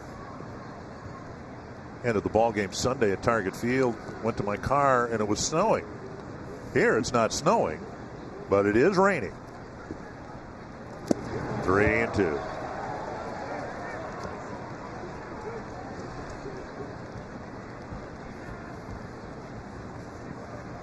Twins got a couple in the third. Got a chance to trim back the Philly lead with a walk and a single starting the fourth inning. Jose Alvarez getting loose with a left-handed hitting Kepler on deck. Full count to Adrianza. Foul tip, and Real Muto hangs on to that one too.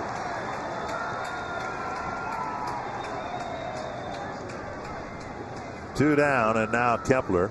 StatCast AI powered by AWS. Kepler's first and the team's second home run of the year. And that was a no doubter coming off the bat. 101 miles an hour. About 10 rows back. He knew he got it. That's a good feeling to get that one out of the way and get the Twins back in the ballgame at that point.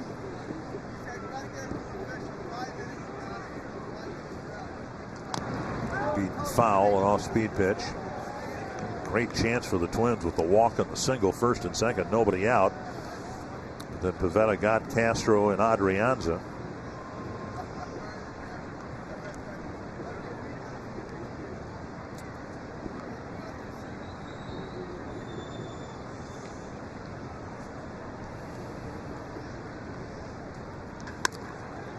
Sharply hit, speared by Hernandez.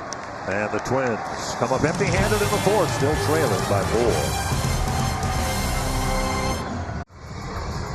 4. It is 6-2 Philadelphia. That is Perez's first warm-up pitch. So we got a little extra time here, so we're going to show you our Sanford Health injury report. And Shohei Ohtani hoping that he can return by the end of April.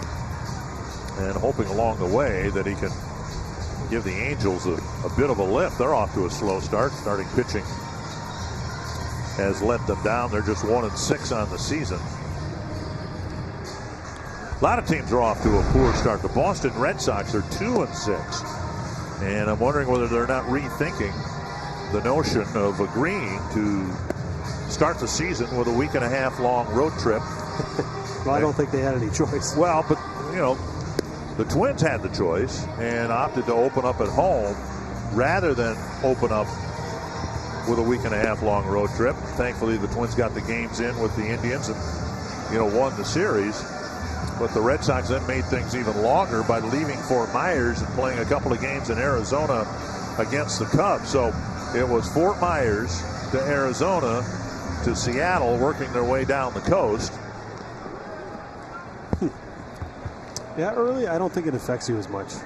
If you take that road trip in the middle of August, yeah, a little different. You're fresh coming out of spring training.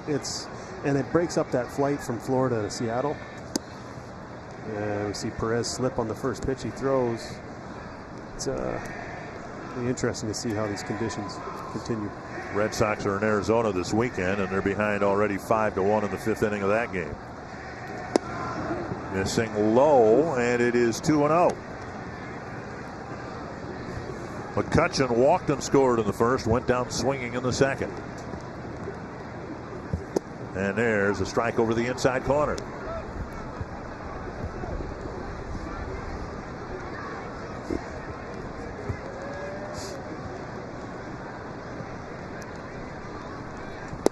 And now 2-2. A good job by Perez setting him up right there with the fastball in, follow it up with a changeup away. It was a pretty common theme, but still needs to be executed. Popped up, it'll reach the seats. Still 2-2. Perez would appreciate even more than normal if he could have a 1-2-3 inning here. We mentioned that the innings he had against Cleveland where there was a lot of pitches from the stretch, and really, even though he pitched into his 4th inning against the Indians, nothing came easy for him. Base runners. And having said that, there's a leadoff single for McCutchen. And a big turn, and he'll slam on the brakes with the ball not hit particularly well. The ball almost died before Rosario could retrieve it. And as an outfielder, he's been out in the outfield. He knows that when Rosario goes to pick up that ball, it's probably pretty wet. And if he doesn't come up with it cleanly, he can go ahead and run because it's going to be hard for him to make a good throw. It's going to be hard to grip the ball. It might slip, and you take a chance on that outfielder, losing the ball as he's trying to throw it. But Rosario did a good job. He got behind it, and he got it in quickly, made a good strong throw. See the water rooster tailing behind the ball as it rolled in the outfield. And a bunt, foul, 1 strike. Segura does that, saying, all right, I move him up, I can try and get a hit. Adrianza was playing back at third base. Wet ball, pick it up. It's probably going to be a bare hand play if he's going to be able to get him out. There's so many things going on. Take advantage of the elements. If you can, do something that makes it more challenging for the fielder to get you out, why would you not? 1 strike.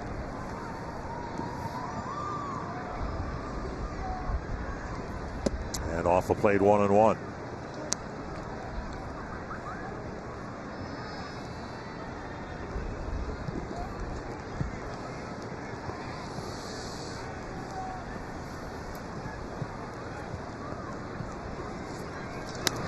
Left center field and deep.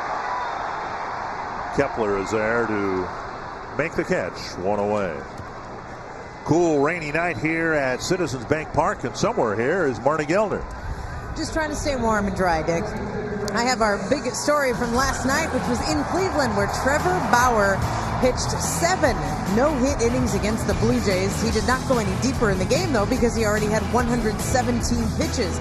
But Bauer said he agreed with Terry Francona's decision to take him out of the game at that point. Cleveland beat the Blue Jays 4-1, and Trevor Bauer now becomes the first pitcher in big league history to go 5 or more innings in back-to-back starts to begin a season and give up only 1 hit. That 1 hit, guys, was last Saturday against the Twins when Bauer pitched 7 innings. Yeah, he was locked up in a pitcher's duel with tonight's starter Jake Odorizzi, and each starting pitcher gave up just 1 run. Bryce Harper just squared around a bunt against the shift, and you hear the boos coming out of these Philly fans. That's you know what their expectations are. They want to see that ball go in the seats, and he's just trying to get on base. He's trying to play the game. That's against a tough lefty, and why not? Outside, 2-0. And even if he was just showing it, trying to affect the defense, trying to get Adrianza off a shortstop and move him closer to third or whatever he was doing, or if he actually had the intent to bunt, that's a whole nother story, but these Philly fans have high expectations for this guy.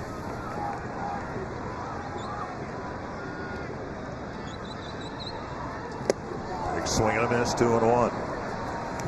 Odorizzi struck out Harper on 3 pitches, but the only thing that went right in his first inning. And then Harper got him to ground out to third in the second inning.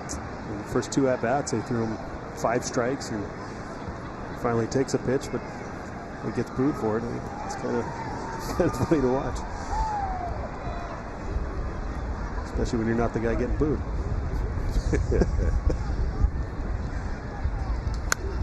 Foul back, now 2-2. When it all was said and done, and it had everything to do with money and length of contract for Harper. Well, I don't know. I mean, this is a franchise that's got some really good young players.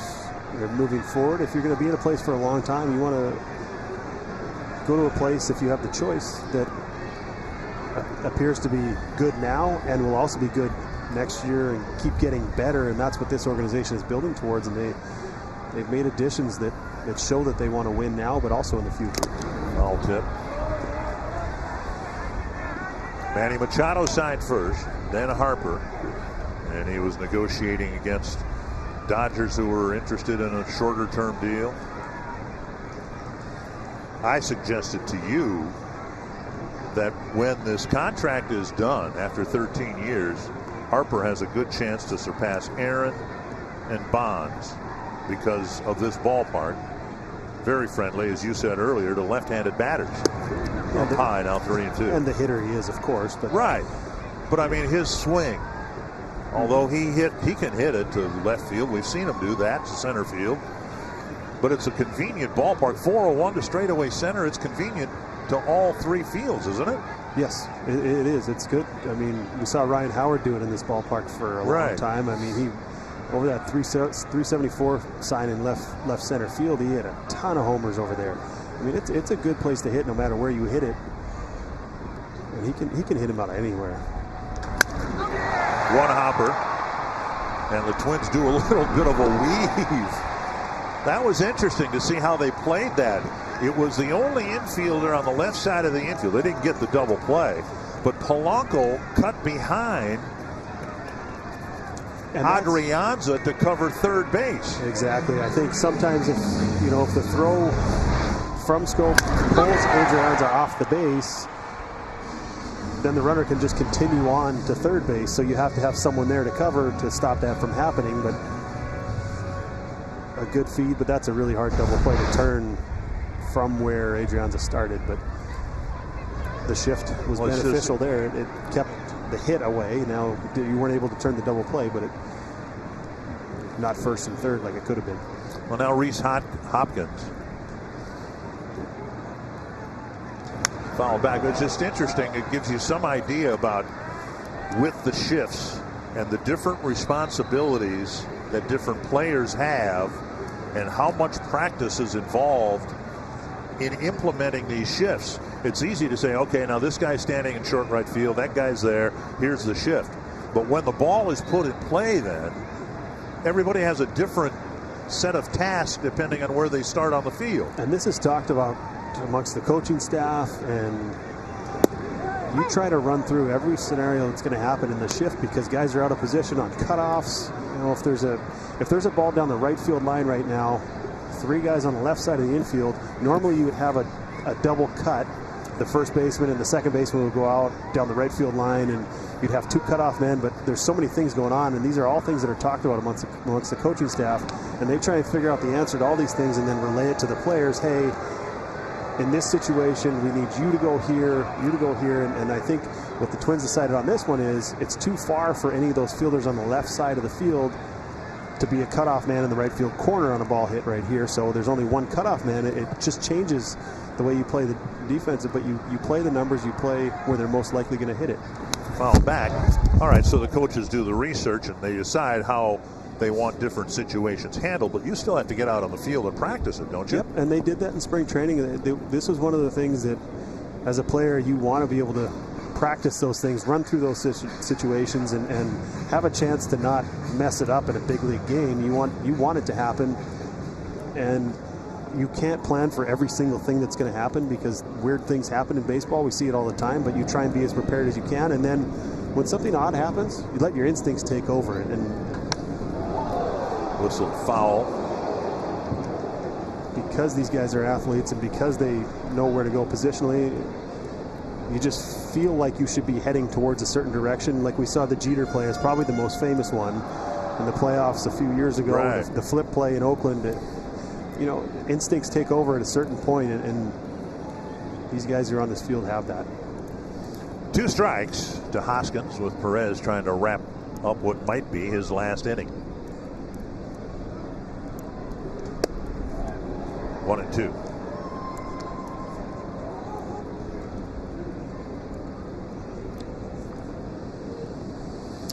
"40 pitches for Perez." Pitcher spot on the batting order is due up 3rd in the 5th inning, and that is the big inning for the Twins. They need to do what they can to try to get the game tied, because if they don't, this is an official game. So the Twins have one more inning to drastically change the scoreboard. And I think everybody would be pretty frustrated if that was to be the outcome, because you don't start a game to play 5 innings, you start a game to play 9 innings. Right. You don't want to see that happen. 1-2. Now 2-2. And just to be clear, once the game starts, if the game is stopped and restarted, it's all in the hands of the umpires. That's the home team has surrendered whatever influence they have once the first pitch is thrown. 2-2 to Hoskins. Deep to the left field corner. Foul by about 5 feet. And nearly hit the pole. That ball was struck well. There's a lot they're excited about this young man as a hitter, as a fixture in the middle of their lineup for a long time to come. He's got a chance to be a good one for a long time, as this ball goes just foul, puts a dent in the fence, and I'll tell you how hard that ball was hit. But we'll see if Perez continues to go in there. His last outing he pitched in quite a bit, and these Phillies hitters are aware of. And he's trying to live inside. This is a guy that you can look inside on. He's going to try and challenge you in there. Now, will he go back there after Hoskins just turned on that ball and hit it pretty hard, or will he go something soft away, try and get him out right here? Now 3-2. When Perez pitched against the Indians in relief of Pineda,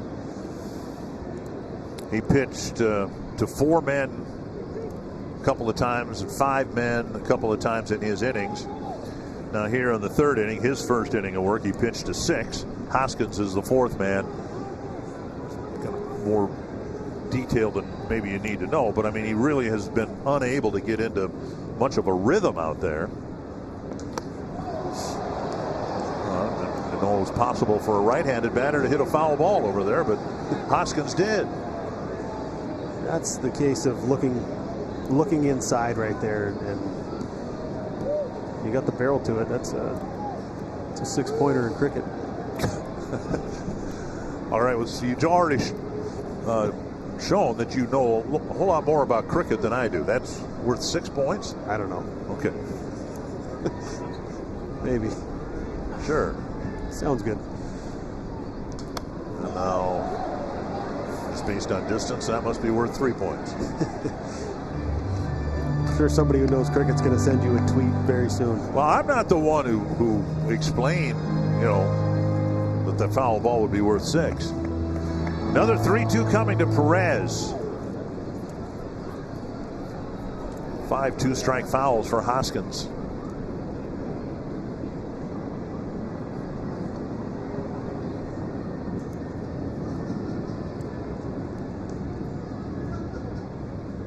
Got him with a high fastball. And a strikeout ends the inning, and we head to the 5th. Phillies up 6-2.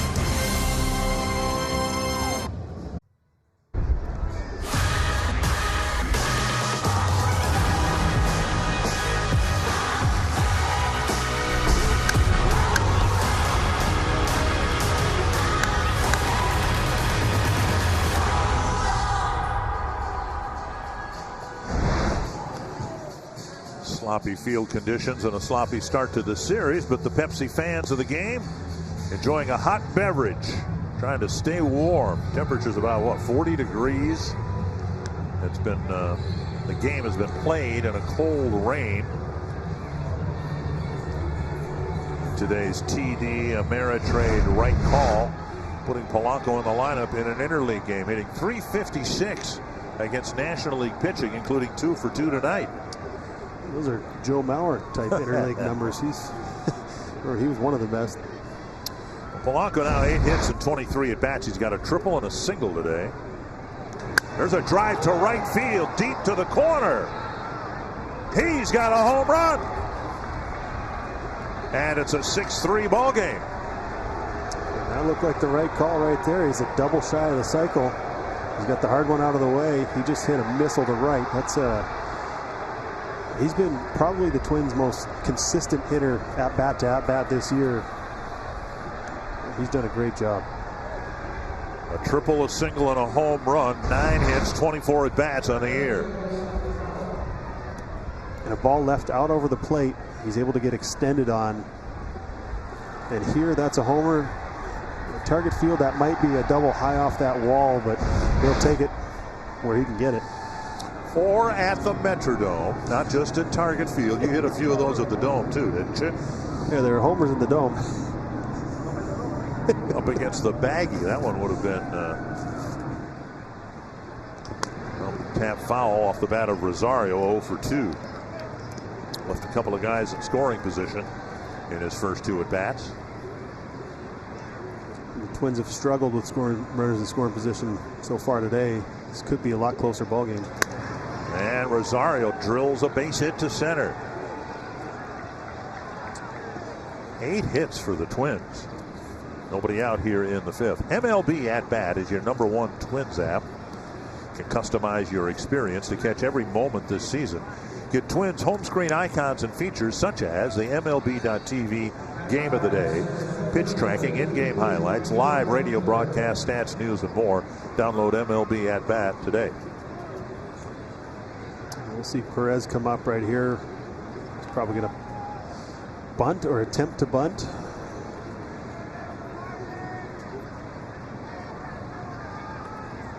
In the air, but backing out of play. That was fascinating because this is the 5th inning. And the Twins find themselves, as poorly as they played, just down by 3 runs. And now you need to execute the bunt right here, get another runner into scoring position, turn this into a 6-4 game in a hurry. Franco pinching at third base, fumbling the ball. They do get. And now Perez is going to run to second base, so they're going to have a runner at second. Even though the bunt was played by Franco, they got the force at second and a low throw that rolled away from Hoskins. And the breaks that the Twins gave the Phillies earlier are now starting to come back in the Twins' favor, as failed double play ends up with a runner in scoring position. Obviously, you'd rather have Rosario at second base than Perez, but a good job. You see how these National League teams have such an advantage, in my opinion, in these situations. They go through these bunt plays every day. They face the pitcher every day, and they're able to do that.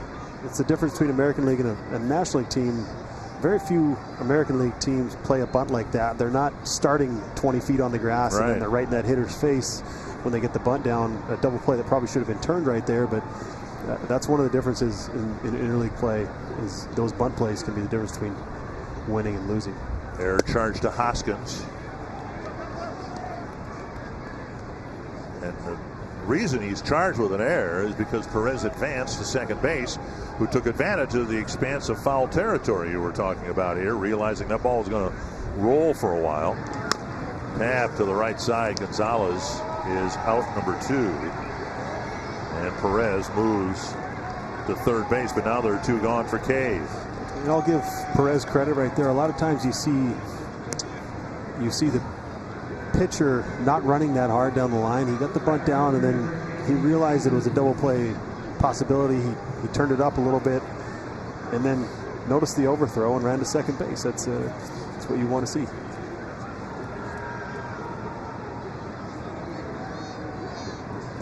Jake Cave will bat, and the Twins are desperately in need of a 2-out hit. Over the mound, Cave hustling, and he's safe at first. Jeff Nelson calling him safe, and the Phillies look like they want to challenge it. From up here, it looked like he was out. Perez scores for the time being. It was a heck of a play by Hernandez, because Cave is one of the fastest runners on the team. And that's a good job. I mean, you're hustling out of the box, but if this run ends up holding up, you have to give Perez credit. He ran hard down the line, then he took the extra base. Very few pitchers will see that ball go over, and they'll just stand there at first and go, okay, I'm here. He got himself into scoring position. He gets the third, and he's able to score on an infield hit, which could turn out to be a very big play in this ballgame. Phillies won't challenge, and Scope will bat, representing the tying run. Scope with 2 hits, one to right field, one to left field. And he had a home run swing and fouled it back. And he swung early his last at-bat. He swings early this at-bat. We haven't seen his first homer of the year. He's a guy with a track record of hitting a lot of home runs. This would be a big spot for his first Twins homer right here.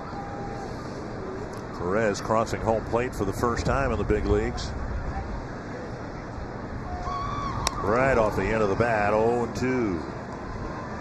Jonathan Scope is in swing mode here. And Pavetta's chances of winning a ball game are hanging by a thread here. 2 in the third, 2 in the fifth. Twins out hitting the Phillies 9-5. And a breaking ball got him. And that ends the inning. But the Twins add 2 more and are still down by 2.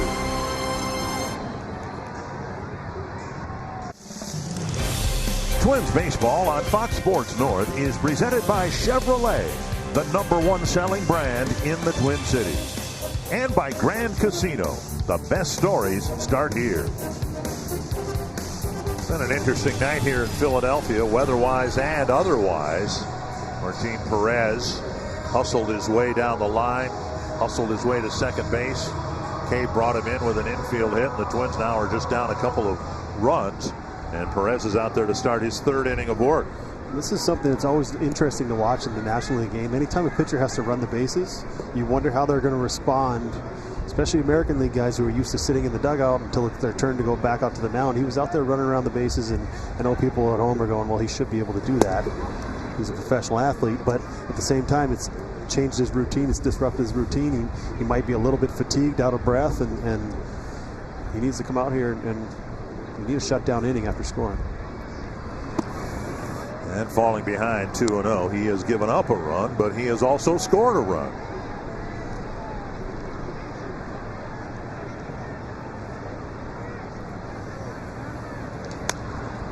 Two and 1.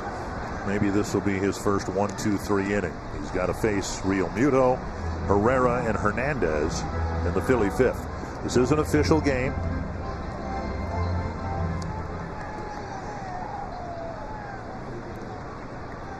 Perez's 50th pitch is hit to center, and Kepler hardly has to move, 1 away.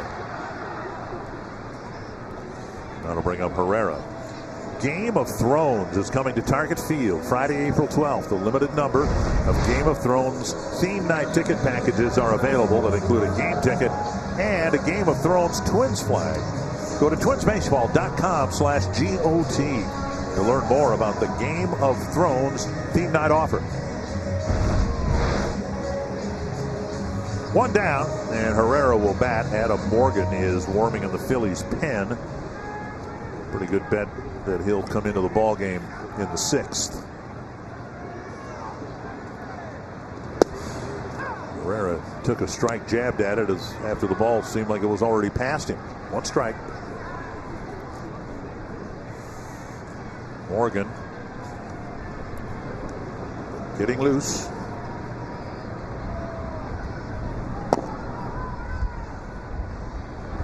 Way out in front of the breaking ball.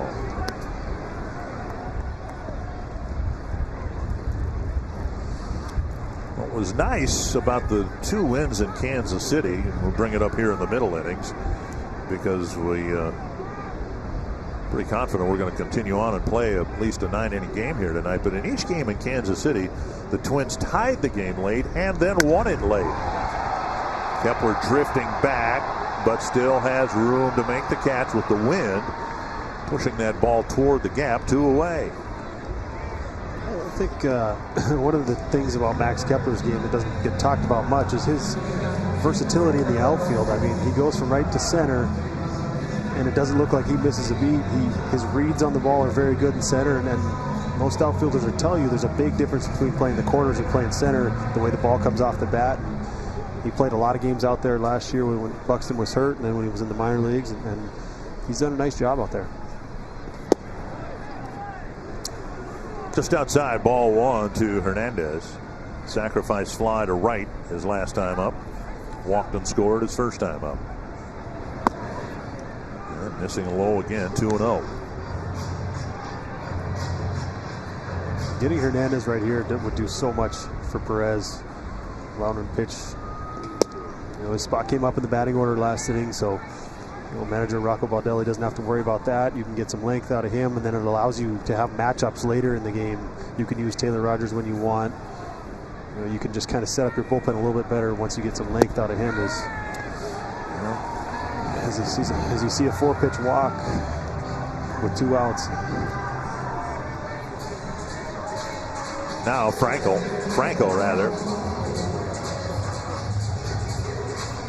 will hit. Pitcher spot is behind him, but we presume that Phillies would use a pinch hitter there anyway. Yeah, Morgan's been throwing the whole inning. He's hot. He's ready to go. The Phillies were planning on this, the pitcher spot coming up this inning.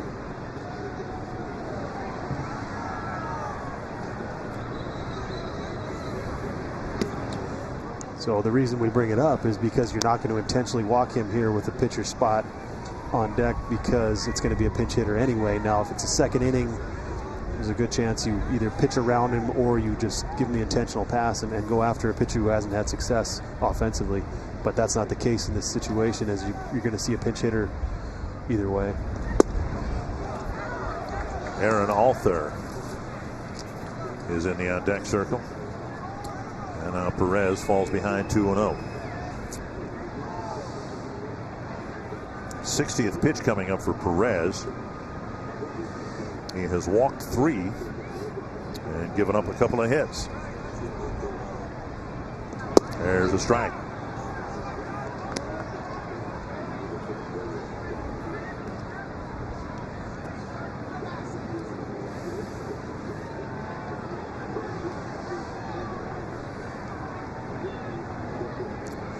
Rain has subsided considerably from about 15 minutes ago. And now 2-2.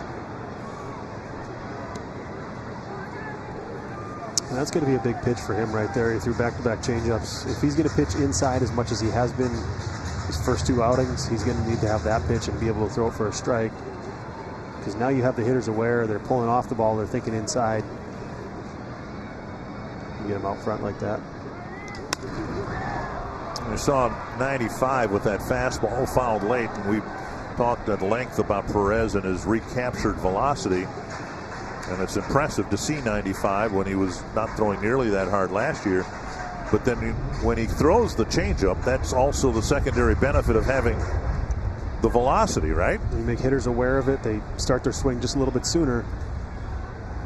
And then they're vulnerable to that off-speed stuff. 2-2. And again, 95 on an emergency hack by Franco. But that's the result of being able to throw that changeup over for a strike. He threw it 2-0, he threw it 2-1, and now Franco's got it in the back of his mind of, I don't want to be out front, and then you see how late he is on that fastball like that. Now, does that tell you as a catcher and as a pitcher that he's looking changeup, or is he just in battle mode and he's trying to fight pitches off? That's for the catcher, for the pitcher to find out. That's the game within the game that's so fun to play. Just missed with a fastball.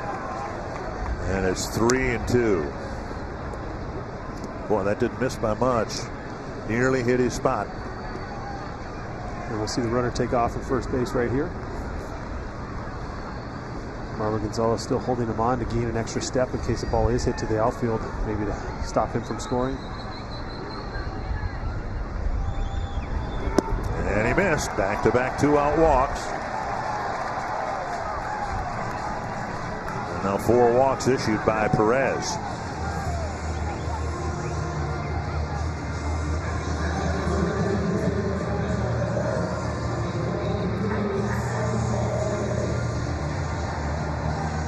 So with 2 on, 2 out, and the pinch hitting appearance is made.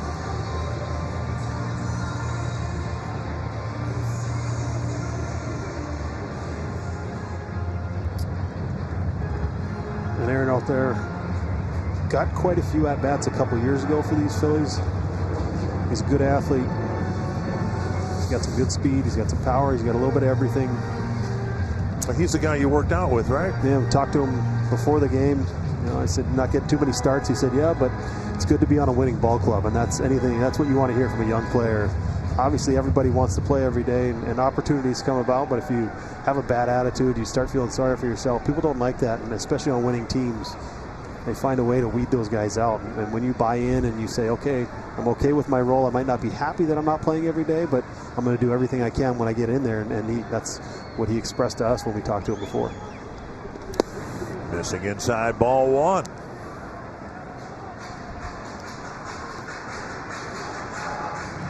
Perez with a couple of walks back in his first inning of work, the 3rd. Now a couple more here with 2 outs in the 5th.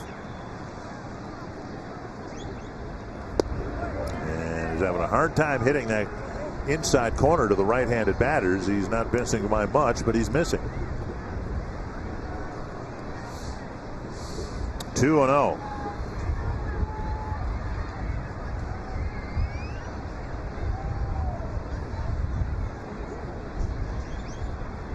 Pulled foul on an off-speed pitch on 2-0.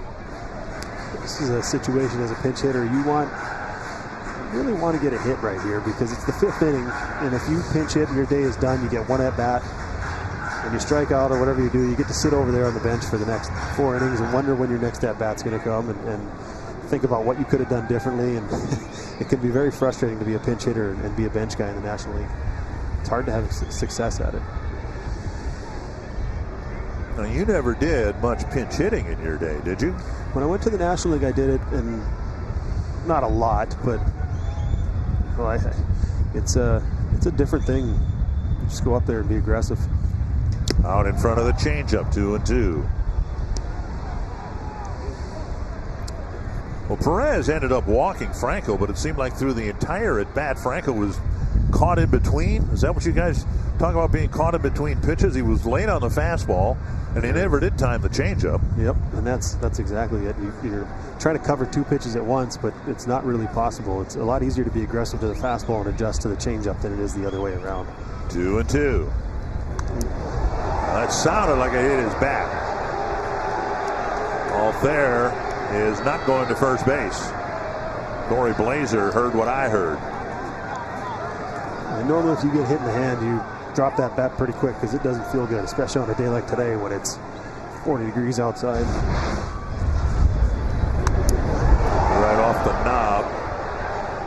And we saw that happen to Nelson Cruz a few times already this season. See, I was the guy that held my hand off the bottom of the bat. I only had my bottom 3 fingers on and my pinky finger hanging off, so that ball would hit me in the hand every time. Like CJ Wilson got me once like that. And they said it was a foul ball, and I got to hit again.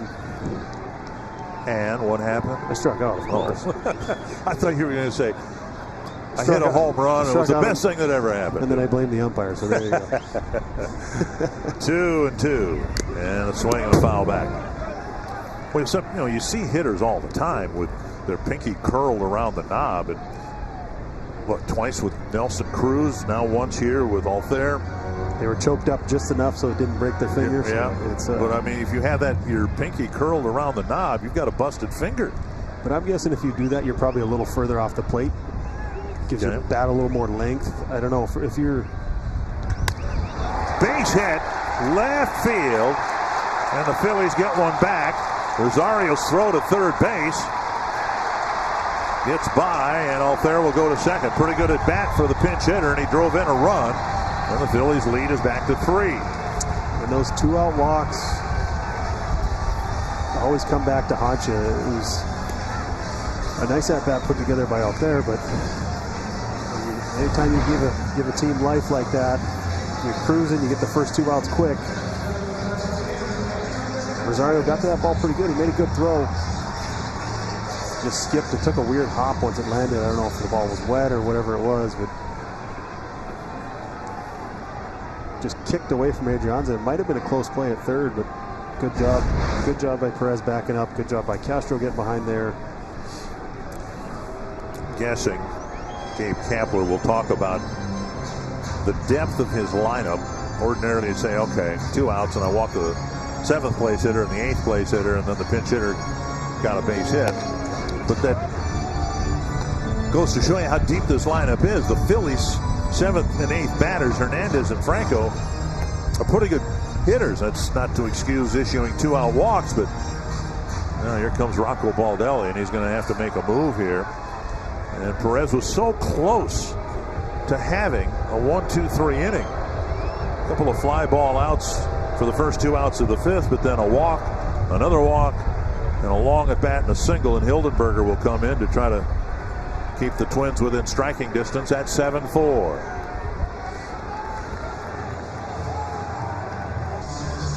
Twins on their 4th pitcher. They've walked 7 in the ball game, and 4 of the batters who've walked scored. Another walker led to another run, and that's why the Phillies have a 3-run lead, even though the Twins have out hit them 9-6. And now Trevor Hildenberger will try to keep this a 7-4 ball game. So much of the time it comes down to execution, and the Phillies executed better than the Twins have tonight. 3 for 5 with 2 outs and runners in scoring position. The Twins are only 1 for 9, left a lot of runners on base. We saw that in the first game in Kansas City. Hildenberger, this is a big at-bat right here. You want to finish off this inning, get the boys back in the dugout. And this is the guy you want. You don't want 2, 3, 4 to have an opportunity to hit this inning. Still in the game, down by 3 runs, but there are 2 runners in scoring position with 2 outs. And McCutchen 1 for 2 with a walk at the plate. Floats and misses the inside corner. Altaire's pinch hit single, making it a 3-run lead for the Phillies again. We're just in the bottom of the 5th inning.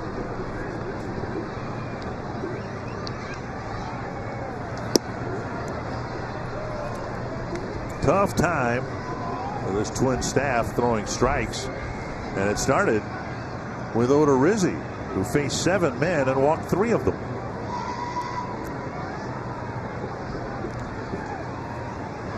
There's a check swing and a strike. And the first walk was questionable. It looked like McCutchen swung. Right. It was a break the Twins didn't get, and Jake never seemed to settle down after that. A tough outing. That floater at 77. That's a wild swing and a miss. 2-2. Now we haven't seen it from Hildenberger much this year, or even towards the end of last year, but that over-the-top fastball that he can get into the low 90s. And instead it's another changeup. Biggs strikeout. The Phillies get 1 but leave 2.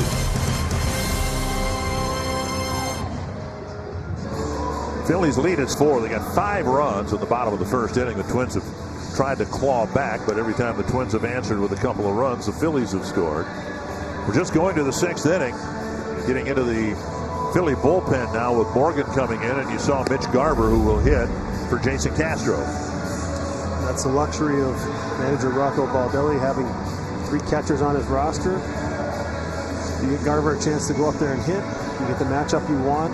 Lefty that throws a ton of sliders, left-handed hitters. It's probably a better matchup for a right-handed hitter. So Garver will go up, get an opportunity here, come in this ball game. Twins have had the leadoff man reach in each of the last 3 innings. Garver comes off the bench. Then it'll be Adrianza and Kepler. Pitcher spot isn't due up till the 6th spot. 6 spots down this inning, and let's hope the Twins get there. Garver will pick up the catching duties for Castro, who went 0 for 2. So Garver pinch hitting, and you know this now that when we talk about things on the air, our crack research staff. Have you met Kevin yet? Kevin is a frail, pale-looking guy. He just all he does is study baseball stuff. Chopper slowly towards short. And close play, but Garver is retired. Anyway, Kevin, our research director, found your pinch hitting numbers. 12 for 40, a 300 batting average with 3 home runs. Well, there you go. You're pretty good. One of them was that ball hit Milwaukee. The one off the scoreboard? That was a pinch hit. Yep. Was it really? I don't remember that. I remember the home run, but I don't remember it being a pinch hit home run. I do. I remember these things for some reason. Well, you have every right to. You hit it. That's one of the longest home runs I've ever seen. Outside to Adrianza. One gone in the 6th. Well, I'm glad I brought it up then. Yeah. Well, I mean, that was like 2/3 of the way up on the scoreboard in center field. Knocked out some lights and everything, right? Yep. That was a pinch hit home run. Off Mike Dijon. Up and away. Now 2-0.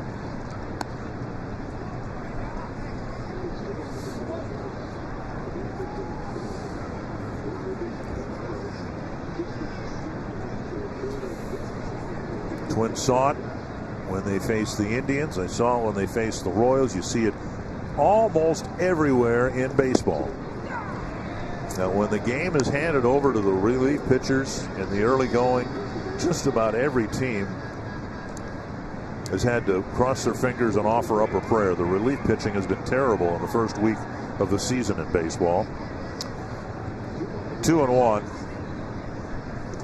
And now 2-2. So much of today's game is based on the bullpens and getting it to those guys in the 7th and the 8th and the 9th inning. Sometimes the bridge, when your starter doesn't go deep, that's where the challenge really lies. Getting the ball to those shutdown guys late. One hopper is short. Segura gets Adrianza 2 down. Are you game for a little excitement? Head to foxsportsnorth.com, submit a photo and message for the opportunity to be featured in the Minnesota Lottery Winner's Circle during the broadcast and receive $100 in scratch tickets with the Minnesota Lottery. Every day is game day. See, when you brought up the stats, I thought you were going to have some cricket stats for us and let us know. No, although somebody on Twitter clarified that for me, that you would have been right. That foul ball would have cleared the fence and would have been worth 6 points. Kepler swings and misses. He's hit the ball hard 3 times tonight. Lined out to Herrera in center to start the ball game. Hooked a 2-run home run into the seats in right in the 3rd, then hit a hot ground ball snagged by Hernandez for the 3rd out of the 4th inning. Half swing, but strike 2. When you look at Kepler, you never used to be able to quantify this, but I always, he seems like he hits a lot of hard ground balls. He hits the ball hard. He makes good contact, and now we have the numbers that sort of back that up. And he really does make a lot of solid contact. He's just had some tough luck. And we've had a 1-2-3 inning here. A couple of ground outs and a check swing strikeout in the 6th.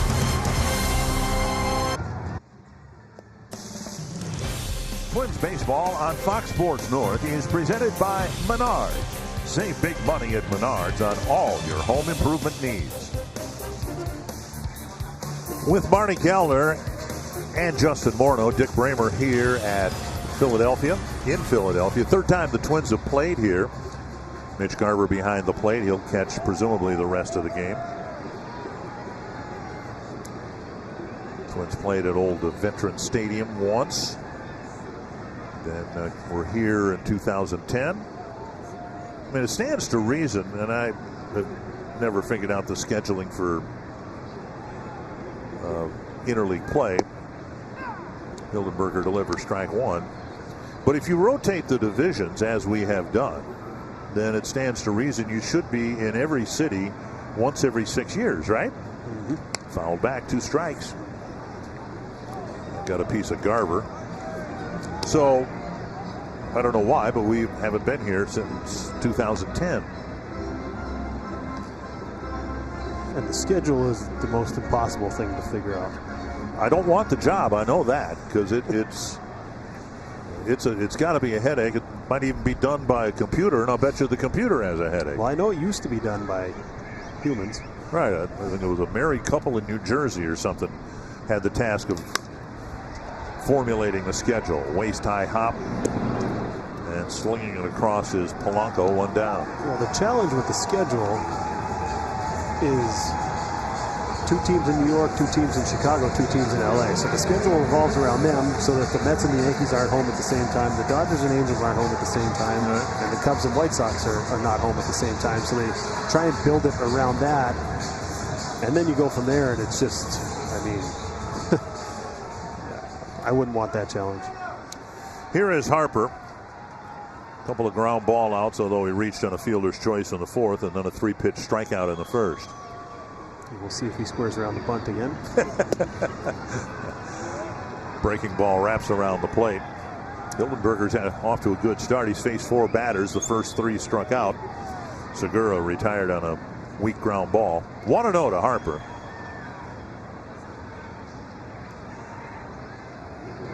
Now 2-0.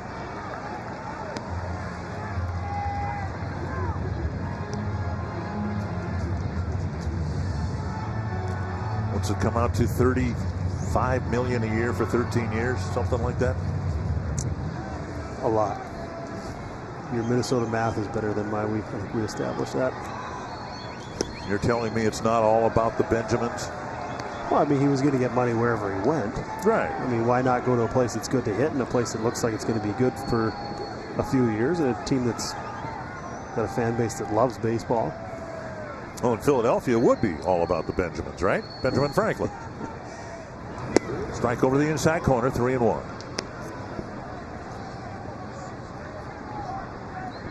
I think as a player, you need to figure out where you're going to be happy, and he decided this is where he'd be happiest, because the money was very similar. Not that I know anything about the negotiations or anything like that, but he chose a place that he thought was going to be good for him and his family. And strike 2. He thought it was ball 4. And it's because it can be a tough place to play, but if you play well here, they love you. I mean, Jim Thome talks endearingly about his time here. He was one of the first big free agents to sign here. You know, back when he left Cleveland, which was a tough decision for him. But I mean, if you talk to guys who have had success here, they don't want to play anywhere else. And Hildenberger left one up, and Harper fouled it back. In a sense, and I've had just very brief discussions with him, but in a sense, he's the ideal person to sign the big contract and then perform, because he's been in the spotlight since he was in high school. Yeah, since he was about 15 So he's years conditioned to the pressure, right? Yep, and it's sometimes I think it makes you better.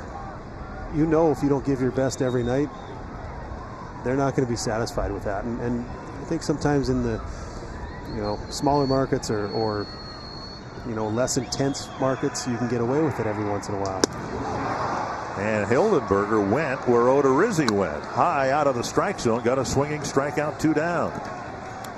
Sunday, we head to Bristol for some bumping and grinding. Huh? On the short track at the Coliseum. And I won't be going to Bristol for that, but television network will. The green flag drops at 1 p.m. on FS1 on the Fox Sports app. May I assure you that we will be here, you and I will be here in Philadelphia, and there will be no bumping and grinding. Wow. 2 down. Here's Rhys Hoskins. I'm not going to touch that one. Ball 1. Hoskins with a single in the 1st, a walk in the 3rd. He went down swinging in the 4th.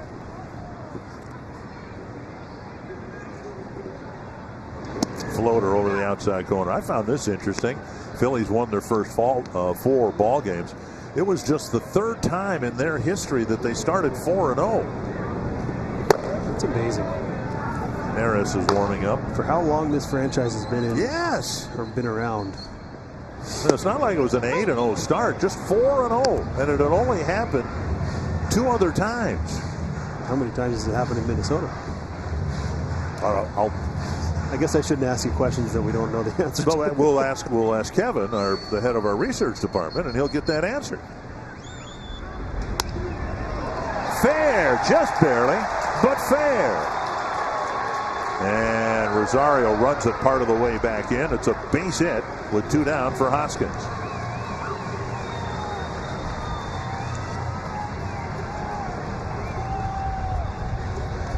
In the 5th inning, it was the 2-out walks that allowed the Phillies to get another run, and now the Twins are hoping this 2-out single does no damage. And with 2 outs, a lot of times you'll take a chance going to second, especially when you have the lead. But this ball just inches inside the fair line and got a good kick right to Rosario. He played it perfectly, got the ball back into the field quickly, and keeps the runner Hoskins at first base. There have been a couple times tonight where a runner could have tried Rosario's arm, but I think maybe he's built a reputation. Scouting report is, hey, watch this guy, because it makes no difference whether he's charging or going to his right or his left. He's got a pretty accurate arm.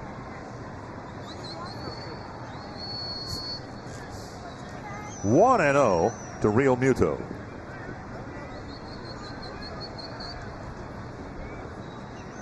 Swing and a miss.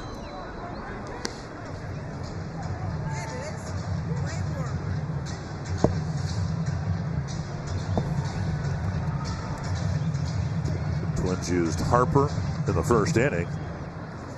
Perez took the game into the 5th, and now Hildenberger.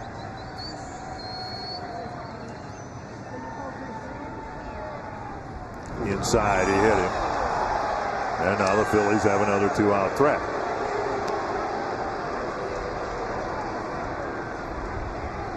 Herrera will bat, or will he? Well, he's got the batting donut off his bat. He's coming to the plate.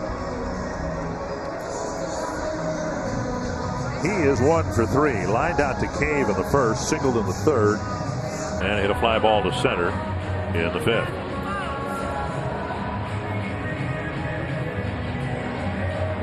This is a deep lineup, much as the Twins is. There's not really any let up until you get to that pitcher spot. And a lot of these guys, these younger hitters, have been in Philly, have hit at the top part of the order in the past, and now they've added a Real Muto, they've added Bryce Harper, they've added Gene Segura, Andrew McCutchen at the top, and these guys that were 1 through 4 are now 5 through 8, and they have that experience. Into right field, a base hit. Hoskins is going to be held. Cave's throw on 1 hop. Dusty Wathan holding up the runner Hoskins, and it's probably a good thing because Cave that time charged the ball well and came up with a strong throw. And it was hit hard enough where normally with 2 outs you're going to send him, especially when you have the lead. But that was a line drive. It got out to Cave on about 2 hops out there. And he's got a good strong arm. That's why he's in right field. And he made a good throw. As we see it just out of the reach of scope. I mean, that ball got to Cave before Hoskins made it to 3rd base. He looked like he was running all the way. He's lucky he didn't slip on that wet grass. Keep the bases loaded. Leave him out there. Nearly hit him. Ball 1. Hernandez has walked twice, scored, and delivered a sacrifice fly. It'll be interesting after this game to talk to these pitchers to see if they really had a good grip on the ball, because we've seen both pitchers, both teams have quite a few misfires tonight. Little pop-up. Retreating is Polanco. He's calling for it, and the Phillies fill the bases and leave them full, and we head to the 7th. 7-4 Phillies in front. Here is tonight's Coors Light refreshing finish. And Polanco got the hard one out of the way his first at bat with a triple. Went the other way with it. Got the single his second at bat. And the last at bat he hit a homer, an absolute laser down the right field line. And now he comes up with the opportunity to be the first Twin since Michael Kadire in 2009 to hit for the cycle. He's going to switch around to his right side now. And I love seeing stuff like this. I don't know. It's rare. Like, not as rare as a 4-homer game, but it's a very rare, and it's a pretty special thing to see happen. And A leadoff double would be the perfect way to start this inning. And he squares to bunt, takes a strike. It's going to be hard to hit a double like that. You're right, it is rare, but in 2009, Michael Kadire and Jason Kubel each did it, about 5 weeks apart. Was it Kubel's a grand slam? Yes, it was.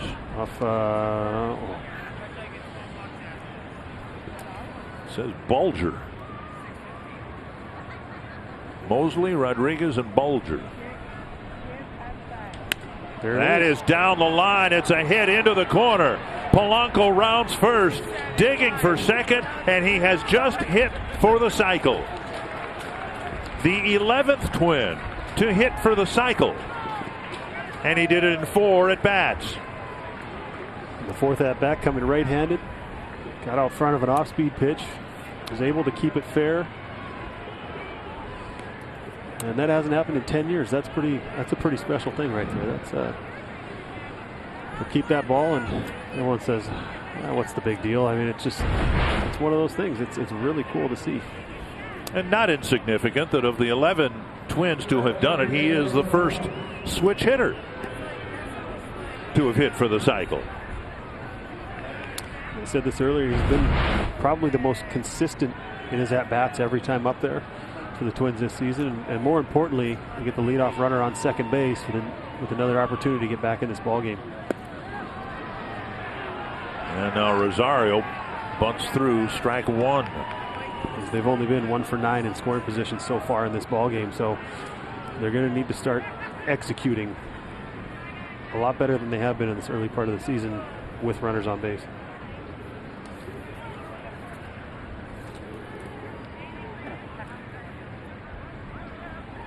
Down and away, and rolling ever so briefly away from Real Muto. Polanco on the year, 10 hits in 25 at-bats. And my elementary school teacher, Darlis Forcier, would be proud for me to report to you that is a 400 batting average. I would have been able to figure that one out too. 1-1. Just outside 2-1.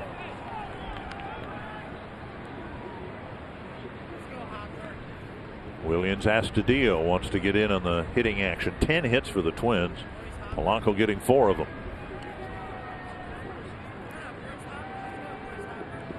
There's also a lot of gamesmanship that can happen too. Pop back out of play. 2-2. Because sometimes you send a hitter on deck in the National League, and until he's announced, he's not actually in the game. So the manager has to look, and you try and get that, trick. I don't know if it's trick, but get the other team's manager to show you what they're going to do. And if Astudillo's not announced, you send up a left-handed hitter, and you get him to bring in the right-handed pitcher out of the bullpen. That stuff kind of goes back and forth a little bit, and it's who's going to make the move first, type thing. 2-2 to Rosario. Got a fastball by him. 81 miles per hour was not a fastball. 1 down. You can receive all season access for just 1 low monthly price for Twins games. The Twins Pass provides you access to every 2019 regular season game in your choice of 3 Target Field locations starting at $49 a month. Purchase your Twins Pass by April 10th to receive access to April home games. Visit twinsbaseball.com/twinspass for details. Now we have a pitching change here, and I can only assume that Astudillo was announced. I did not see, but I didn't hear anything, but a pitching change nonetheless. An historic night for Jorge Polanco, the 11th Twin to hit for the cycle. He did it in 4 at-bats. He's the first Twin switch hitter to hit for the cycle. But the Twins find themselves down 7-4. Williams Astudillo was announced, and he'll hit against a new Philadelphia pitcher. Hector Neris in the ballgame. He's going to feature a mid-90s fastball, occasional slider, a lot of split-finger fastballs. He'll go to it when he gets ahead. He'll go to it with 2 strikes. Astudillo's going to have to try and get him up in the zone. They know he's a free swinger. be surprised if he throws him a fastball for a strike right here. He might show him one up in the zone or inside, but he really wants to get him to chase that split. Most of the good pinch hitters I've talked to over the years love to jump on the first pitch because they figure the pitcher's going to throw a fastball for strike one, and Astudillo swings at the first pitch. To continue the thought, in that sense, he's the perfect pinch hitter because he likes to swing at the first pitch, whether he's coming off the bench or whether it's the 12th inning and he's had 5 prior plate appearances. And you know, as a pitch hitter, you just have to be ready to hit. You have to know what that guy's featuring out there on the mound, have an idea of, you know, how he's going to try and get you out, and then you go up and you just try and be aggressive in the zone, knowing that you're probably only going to get one pitch to hit in the at-bat, and you better be ready to hit it. It might be the first one. We'll just need to get that runner in. Polanco with a leadoff double. And now tapped foul. It's 0-2 to Astudillo. And he's gone split so far, the first 2 pitches. I'm guessing he's probably going to throw him about 3 more the longer, as long as this bat goes on.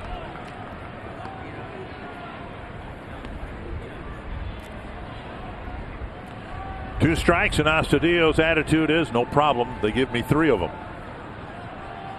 And he uses all 3 of them. 0-2.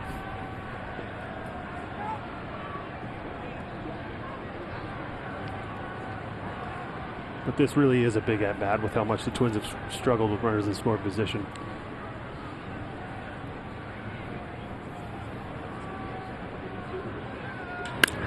To the left center field. Retreating is Herrera. And now cutting over to make the catch on the edge of the track. And Polanco will advance a base, but now there are 2 down. Before Gonzalez's at bat, a word from TD Ameritrade. Tough trade got you in a pickle? Make the right call with TD Ameritrade's trade desk. I'd do it, but time's hard. Well, Polanco 90 feet away. And for Polanco's sake, you hope that the Twins find a way to come back and win this ball game, because having a big night like that and a big moment, you want to be able to enjoy it.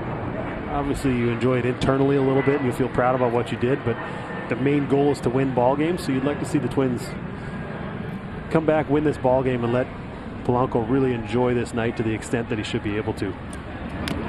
Gonzalez with a foul tip, 1 strike.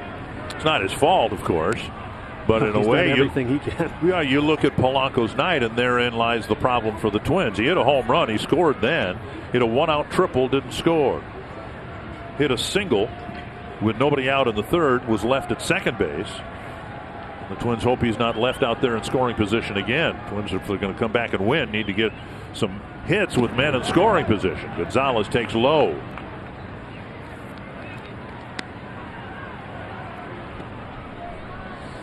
Alberto Mejia.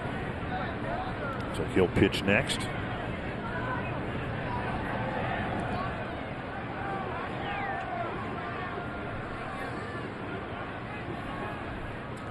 Gonzalez with a fly ball and 2 ground balls pulled to the right side. Fastball over the inside corner. And that play of Polanco tagging up from second to third isn't insignificant off a guy who throws a lot of split finger fastballs, especially with 2 strikes. He's going to see one here, so it might cause him not to bounce it like he might normally do with 2 strikes. If he's on second base, he's not going to be afraid to throw it in the dirt.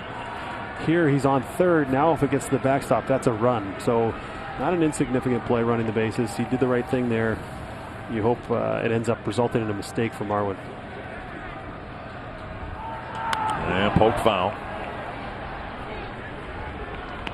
And that was that split, and that was that split up in the zone. Unfortunately, just a little far off the plate for Marwin to be able to put it in play. But Polanco, early in this season, getting a chance to watch him consistently, he does the little things. He has good at-bats. He's been a very consistent player so far, and signed to an extension in the offseason, part of this team's future for a long time. So a good sign early on. Another 1-2 coming to Marwin Gonzalez. Just 2 hits and 19 at bats so far this year. And he flips another one foul.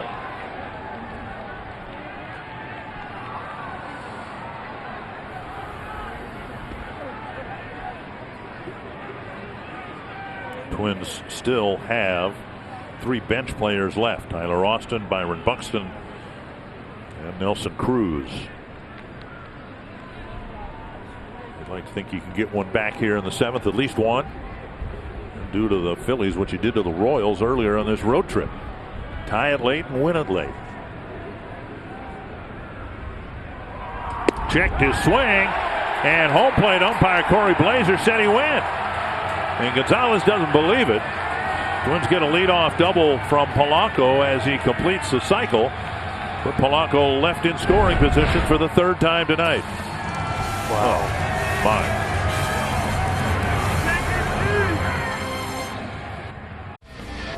Grand Casino story of the game, and the Phillies took charge early. Scored 5 in the first off some sloppy play by the Minnesota Twins. And Jorge Polanco has done everything he can after the Max Kepler home run, 2-run homer, put the Twins back in at 5-2. Twins kept on adding runs, but Polanco on a career night, you see the homer, he's hit for the cycle in this ball game, his first 4 at-bats. A big night for him. Hopefully he gets to enjoy it a little bit more with a late comeback from these guys. And Rocco Baldelli's been moving people around, and now Astudillo staying in the game to play at first base. And Adalberto Mejia coming out of the pen to pitch to the Phillies in their half of the 7th inning.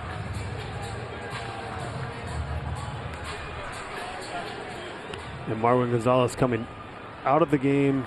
Adalberto Mejia going in the 5th spot in the batting order. Yes. Astudillo will still be hitting 4th, obviously, where he pinch hit, and now he's playing first base. So all the versatility that manager Rocco Baldelli has, he's using in this game. Mejia's changeup gets a wave and a miss, 1 strike. Franco, the batter. I'm not the least bit surprised, but Rocco Baldelli's been managing this game like he grew up playing in the National League. He's understood the value of having the pitcher spot float around the batting order so it doesn't come up more frequently, with exactly what you would want if your team is trailing as much as the Twins have been trailing tonight. And you have a bench coach over there also that helps you with that, Derek Shelton, preparing you for upcoming moves and anticipating things that happen. And he was one of the people interviewed for the manager job, so he's capable of doing that. So to have, anytime you have a young manager, as we saw with Cora in Boston, he had Reneke right behind him. You have a young manager. You set him up with someone who's been in the game a while to help him with those moves, help him understand what's going to happen, and be there as someone to lean on. Foul back. Long time ago when the Twins gave Tom Kelly the job. He'd been managing in the minor leagues for many years, but had not managed in the big leagues. And Andy MacPhail, who is now the president here in Philadelphia with the Phillies, wanted a little insurance for Tom Kelly. The bouncer to short. And Polanco slings it across. 1 down. And they hired Ralph Houck, who had managed in the big leagues for many years, including the infamous 1961 Yankee team. And it became apparent before spring training broke up that Tom Kelly did not need Ralph Houck's help, and Ralph knew it as well. Pat Neshek, Brooklyn Park native, getting loose. 1 down. You got Scott Kingery. Yep, Kingery hitting for the Phillies.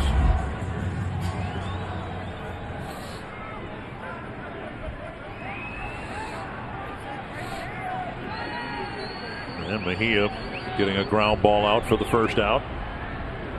Kingery swings and misses. And I know I've brought this up many times tonight, but another difference in the National League game. Hector Neris came in, did a good job, but no matter how well he's throwing, he's not going to hit in this situation. So now he's done for the night.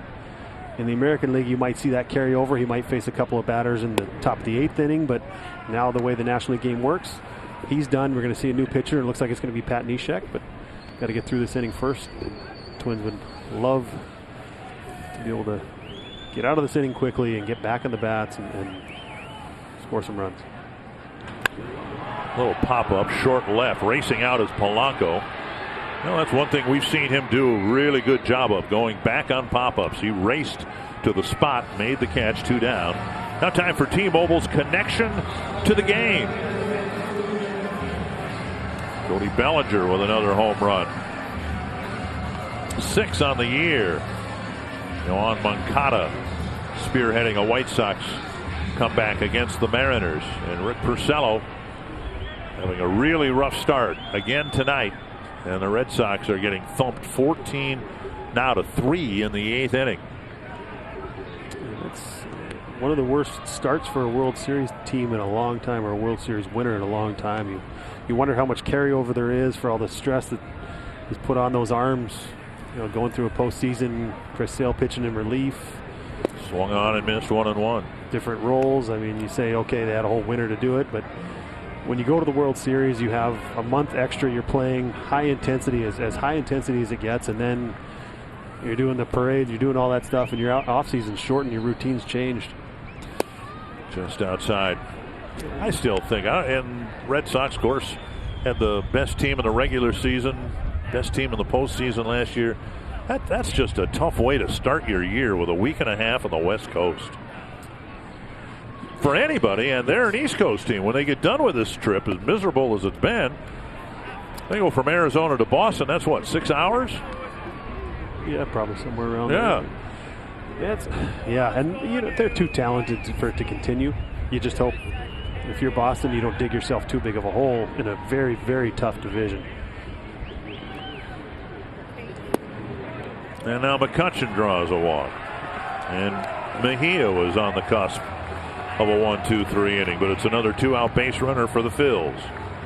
Walk number 8. There's also been a hit batter. So the Phillies have picked up 8 hits. They've been given 8 walks, a hit batter. There have been 3 Twins errors. In a sense, it's a surprise the score is only 7-4. Walking guys is never a good recipe for success, but it's even more glaring in a good hitter's ballpark against a good lineup.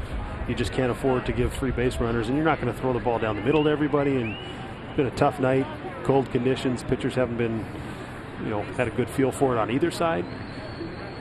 But you can't expect to win this series if the same thing happens tomorrow or the next day.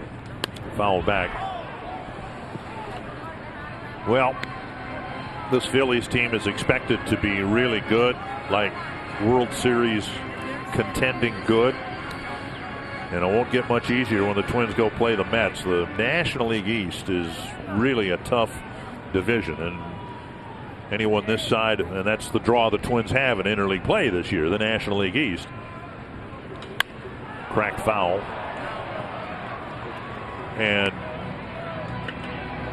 so when you play, whether it's the American League or the National League, when you play a team that's supposed to be as good as the Phillies are, you just can't make as many mistakes as the Twins have made here tonight. And then hopefully this is a little bit of a wake-up call for everybody coming in and seeing how much better they have to play to compete at a level. Cleveland's team they were running out there had a lot of injuries. They weren't as strong as they could have been. Kansas City, a rebuilding club. That's hit to right. And a solid single to right for Segura. My eyes deceive me, or did it look with 2 strikes? He was choking up on the bat. Yep, and he's a guy who hit the ball all over the ballpark. He's a hitter. So now 2 men aboard for Harper. Made an adjustment, but that 2-out walk again, and now you have to face Bryce Harper with runners on first and second.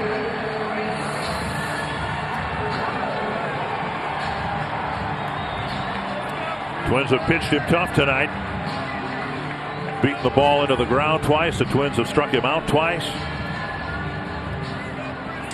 The more chances you give him, you're playing with fire, because he came into this game hitting .500 on the season. He's taken his walks. He's done everything he needed to do. So you give him 5 at-bats in a game.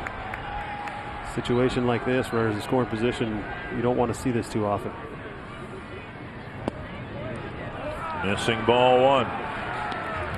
Again, Harper came into this game having reached in 8 straight plate appearances, and he hasn't reached at all here in tonight's game. Once as on the back end of a fielder's choice, but no walks, no hits.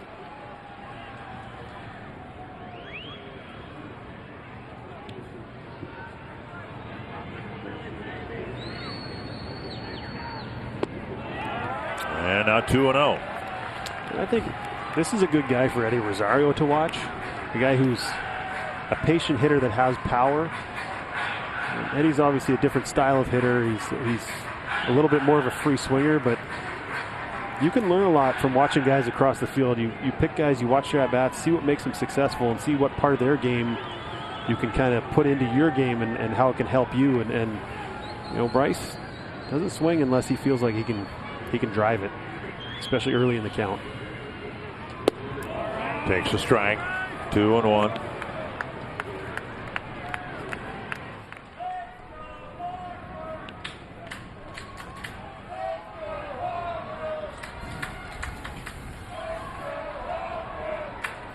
Started the game 8 for 16. Now he's 8 for 20.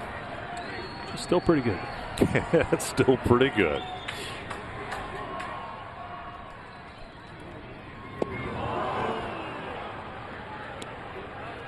And now 2-2. We'll see how he adjusts with 2 strikes right here. Took the 2-0 fastball away. Took a big hack at that slider right there.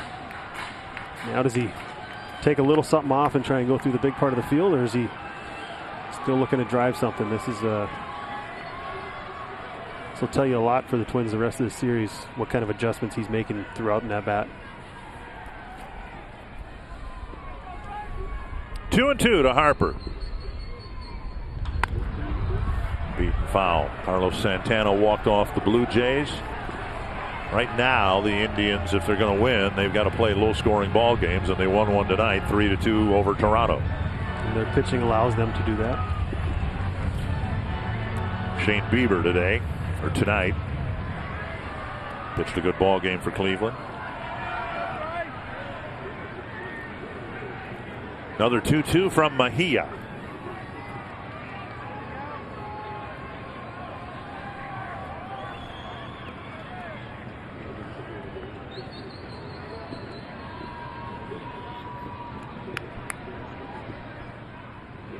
And now 3-2 with Hoskins on deck.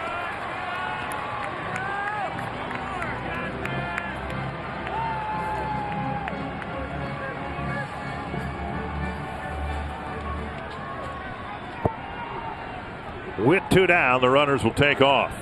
McCutcheon from second and Segura from first. 8th full count of the night for Twins pitching. Ooh, that looked like it was ball 4, and Harper was in swing mode. That pitch up and in. He almost stepped right into the pitch.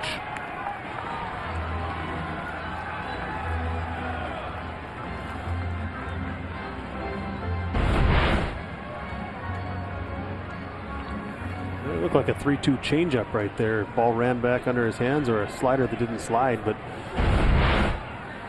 anytime you get left on left off a reliever, lefty reliever especially, kind of make it do a double take sometimes. It's one of those things you don't see very often.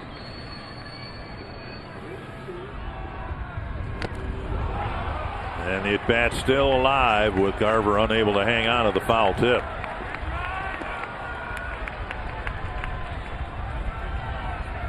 So close to striking out Harper for the 3rd time tonight.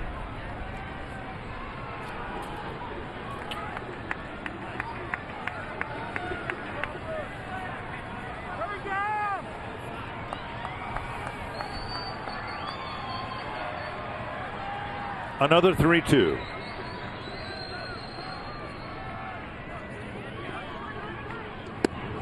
He walked them, and they're loaded again. Phillies left the bases full in the 6th. After retiring the first 2 batters, the Phillies got a couple of hits and a hit batter. Now, after the 2nd out, a walk, a single, and a walk. And we will have Elvis Martinez accompany Wes Johnson to the mound. Elvis works in the Twins media relations department, but he's been brought down into the dugout to serve as a translator when the Twins have a Spanish-speaking pitcher on the mound. And this will kind of tell you how the Twins pitching has gone so far. I think we've had as many mound visits tonight as we've had the entire season so far. Well, there were 2 in the 1st inning when Odorizzi was out there, and this is the first since then. Still 2 left. Remember, this year they trimmed back the number of allowable mound visits from 6 to 5. So Hoskins will bat with the bases loaded. He has 2 singles and a walk.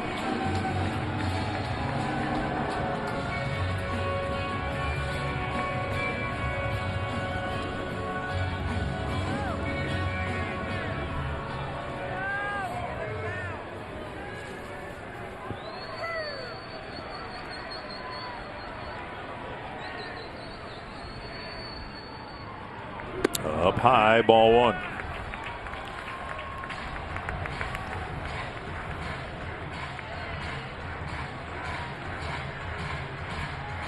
Nine walks, a hit batter, and 9 hits.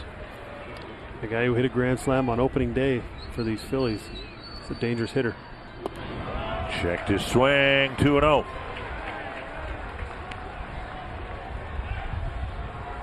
Hoskins, his last time up, hit a 2-out single. Then Real Muto's hit. Herrera singled. And Hernandez popped up to leave the bases full.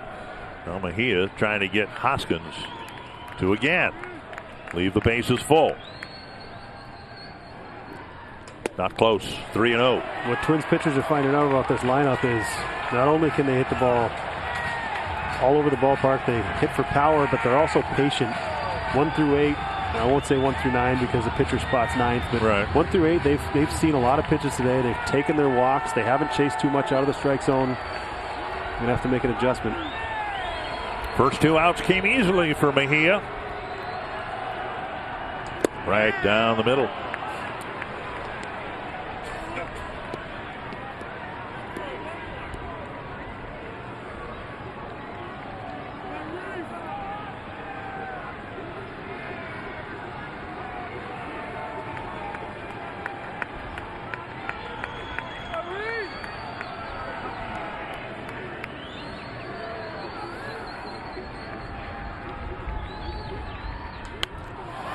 Reached across the plate and flipped a fastball foul. 3-2.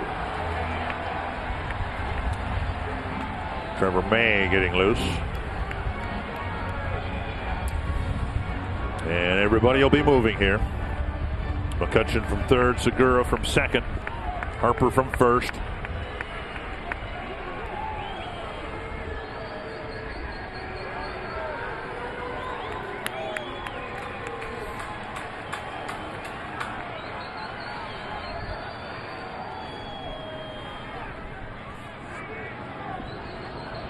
McCutcheon bluffed down the third baseline.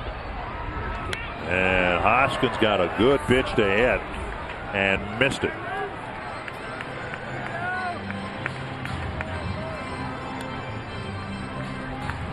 A foul back to the screen. And that ball looked like it might have beat him just a little bit. He just missed it. It looked like it might have been late. A little bit down the barrel. But I don't think he's going to get away if he throws another ball in that spot again. Get away with it.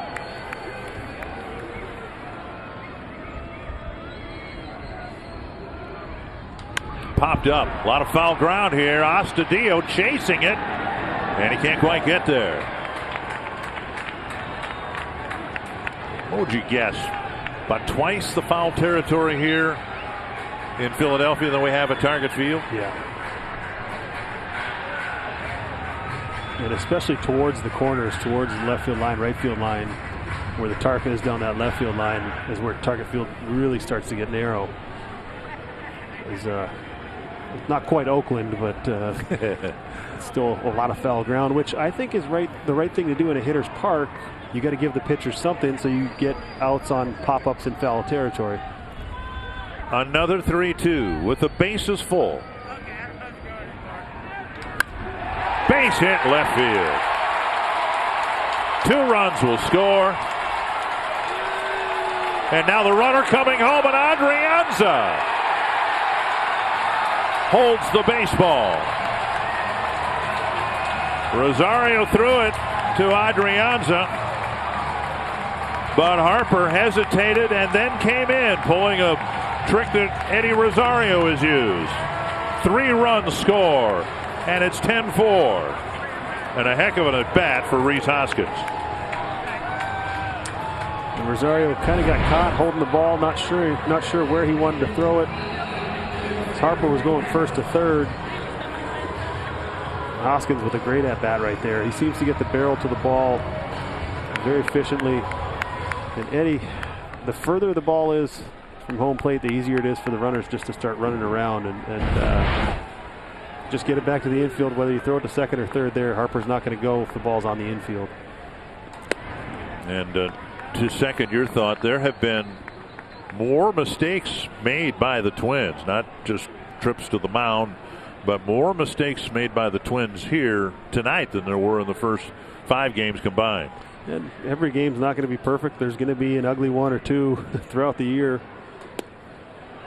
The real question is, how do you bounce back? How do you react to a ball game like this? Do you come out tomorrow a little more prepared? Do you hit the cutoff man? Do you turn the double plays you need to? Do you throw strikes?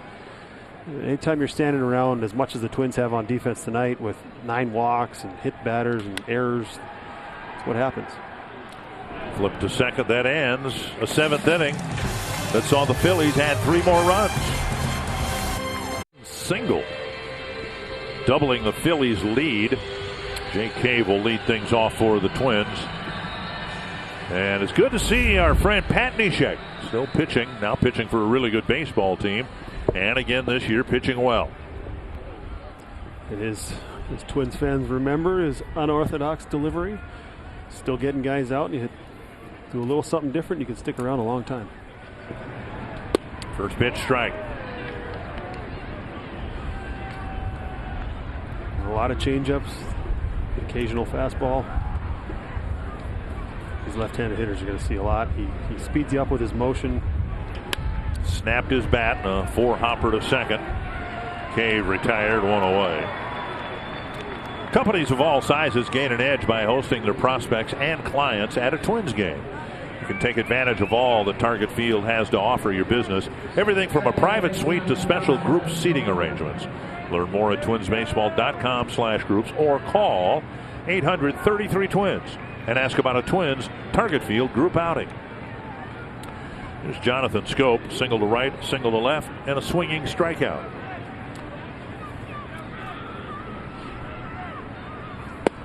Neshek came up to the big league club in 2006. You were reminiscing with someone earlier today about that 2006 club and how that was the best chance the Twins had of getting back to the World Series. A little flare, and Hoskins chases it, comes up a little bit short.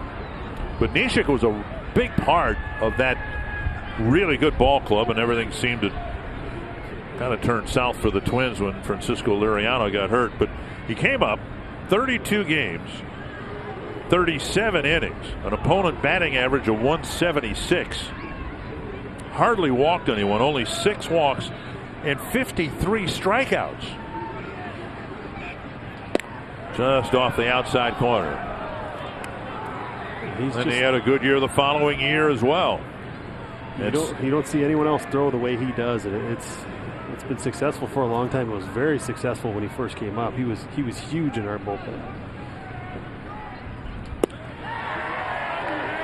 And strike 3, 2 down. Had the Tommy John surgery in 2009. Left the Twins after 2010. It's so hard to pick up. As a hitter, you want to see the release point. You want to see the ball coming out of the pitcher's hand. And there's so much going on. He's got the glove, moving up and down. He changes the tempo with his stride. Sometimes he steps right at you. Sometimes he's a little slower with his motion.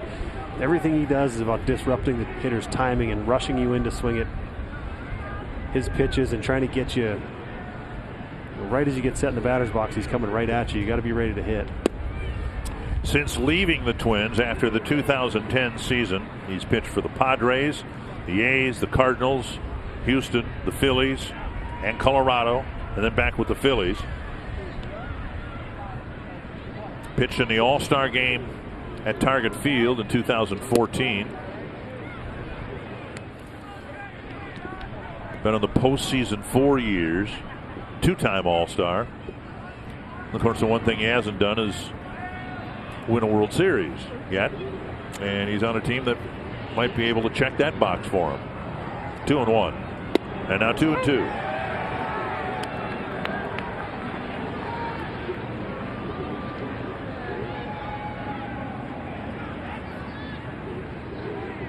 And I bought golf balls from him when he was a little kid. 25 cents a piece. Chopper over the mound. He would sell reclaimed golf balls. He lived right off of Edinburgh Golf Course in Brooklyn Park. Good guy. Good to see him smile.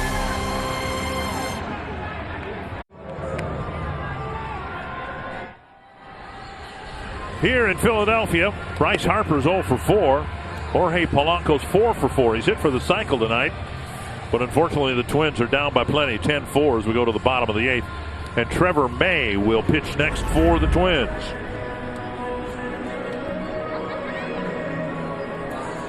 Trevor May, of course, came out of the Phillies system to the Twins in a trade.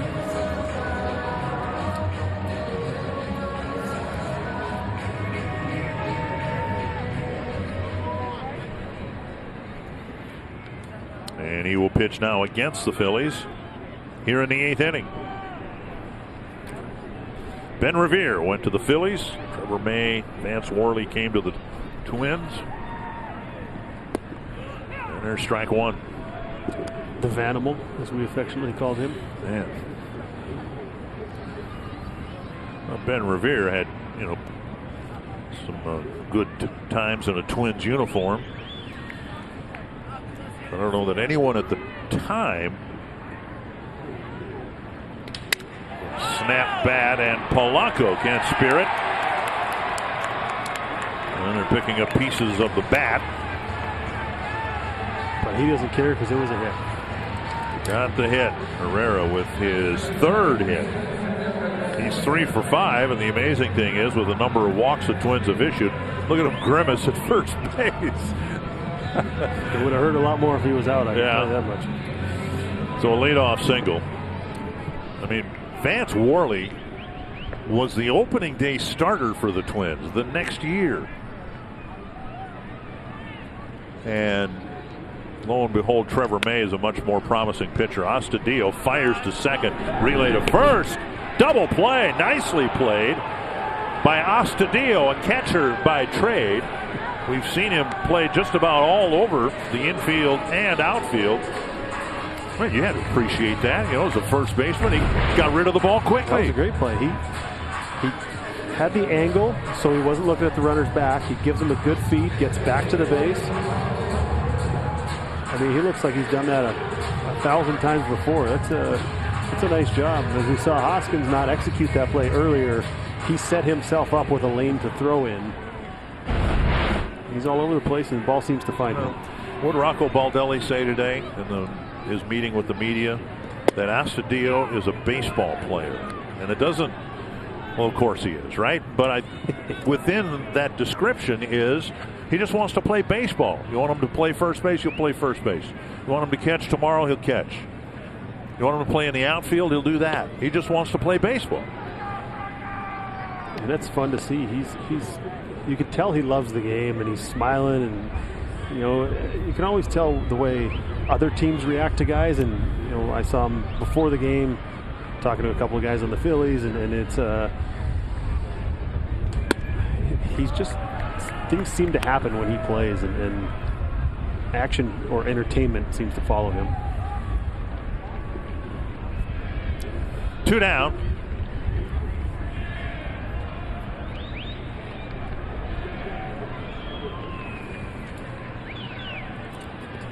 Strike on the outside corner. Astudillo came out of the Phillies system. Which might have had something to do with the conversations he was having before the game. Yeah. If a teammate leaves and you don't remember him fondly, you're not going to make time to go yeah, that's right. and talk to him before the game starts. So. Especially with cold and rainy. Push to the right side. And that ends the bottom of the 8th. We'll see what the Twins can do to change the score in the top of the 9th. 10 runs for the Phillies, and Bryce Harper's been held hitless in the ball game here tonight. Every weekday morning, Skip Bayless and Shannon Sharp go head-to-head on the day's hottest sports topics. Undisputed with Skip and Shannon weekdays from 8:30 a.m. to 11 a.m. Central, only on FS1 and the Fox Sports app. Phillies scored 5 times in the first inning, and now they've got a 6-run lead. David Robertson been bounced around the American League, and now he's with the Phillies. Going to be one of their late inning guys. A bit of a control issue for him so far this year. You see 5 walks. And normally you wouldn't see a free agent, pretty big free agent acquisition pitching in a 10-4 game like this, but he's had some rough outings to get him out there. Hopefully help him find a feel for it. Adrianza checks his swing. Came in the game back in the 3rd inning and got a single, scored a run. It'll be Adrianza, Kepler, and then Polanco.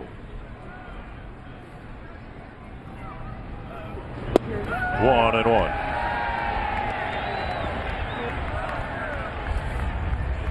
Like the old Bronx cheer when you're up 10-4 at home. These fans are well aware of the struggles. It's a good baseball town. Chopper to 3rd. Second hop skips to Franco. He throws him out, 1 down. This copyrighted telecast is presented by authority of the Minnesota Twins and may not be reproduced or retransmitted in any form, and the accounts and descriptions of this game may not be disseminated without the express written consent of Minnesota Twins, LLC. Here's Kepler. Hit the ball hard 3 times and struck out. In the 3rd inning, a 2-run home run to right. That started the Twins on their way to a comeback. Every time the Twins scored, the Phillies answered with 1 in their half of the inning. A lot of it started with walks. Yep. 2-out walks, scored 6 of the walks, 6 of the 9 walks have scored so far today. Can't afford to give a team like this many chances on top of the errors and everything else. Even if you play a clean game, it's hard to walk that many guys and win. 0-2. Well, the hope is they made all their mistakes, blunders in tonight's game, and they'll play a couple of good ball games here against this good Phillies team. Half swing, but he went. Second time in a row where Kepler has struck out on a check swing, 2 down. You're going to have one of these every once in a while, but coming into this series, I was looking forward to seeing how the Twins reacted to a good baseball team like this, and it doesn't set the tone very well. But whether it's 10-4 or 5-4, it doesn't matter. You lose the game, you come back tomorrow, day game, quick turnaround. Got a chance to even the series and show this Philly team, what this Twins ball club is made out of, and it's a good baseball team with just a rough night. The first 3 hits came left-handed. A triple in the first, a single in the 3rd, a home run in the 5th, and then right-handed. He pulled a double into the left field corner.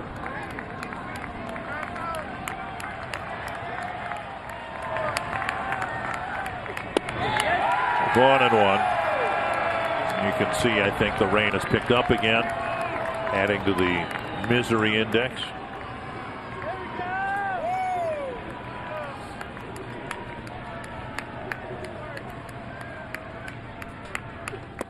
Two and one.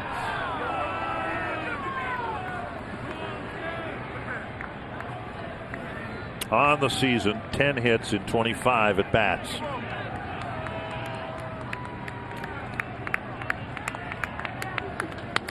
A 5-hit night. Polanco raking. And he's aboard with 2 down in the 9th. Amazing the start that he's off to in the night that he's had. To think that Ted Williams did that for an entire season. Hitting over 400. Yeah. Absolutely amazing. What a night for Polanco. Weather didn't seem to bother him at all tonight. No. Here's Rosario, 1 for 4.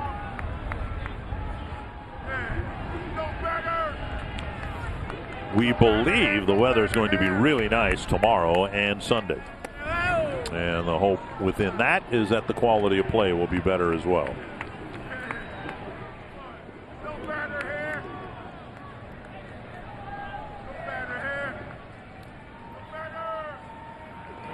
Inside, missing 2-0.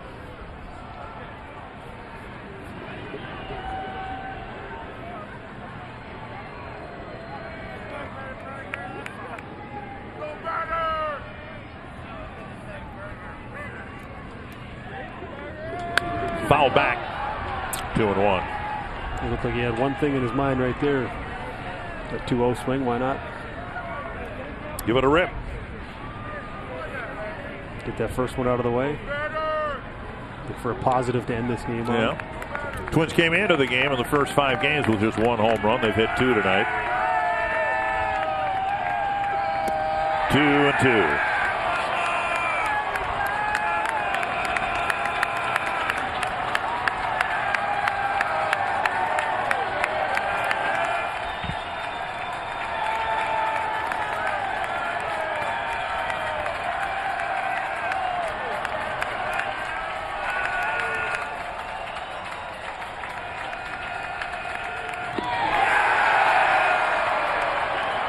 A raw night in Philadelphia. Rosario's claiming that he foul-tipped the ball in the dirt. And the Phillies are out congratulating, but now I think there might be a conversation. Everyone's walking off, so the game is over, but Rosario, I think, claims that he fouled the ball into the dirt. And a sloppy start to the night. Didn't end well for the Twins. Great night for Jorge Polanco, but everyone else hopefully bounces back tomorrow with a better ball game. Mistakes all over the field. The Twins fall to 4-2, and the Phillies improve to 5-1. We'll cover it all on Twins Live when we come back.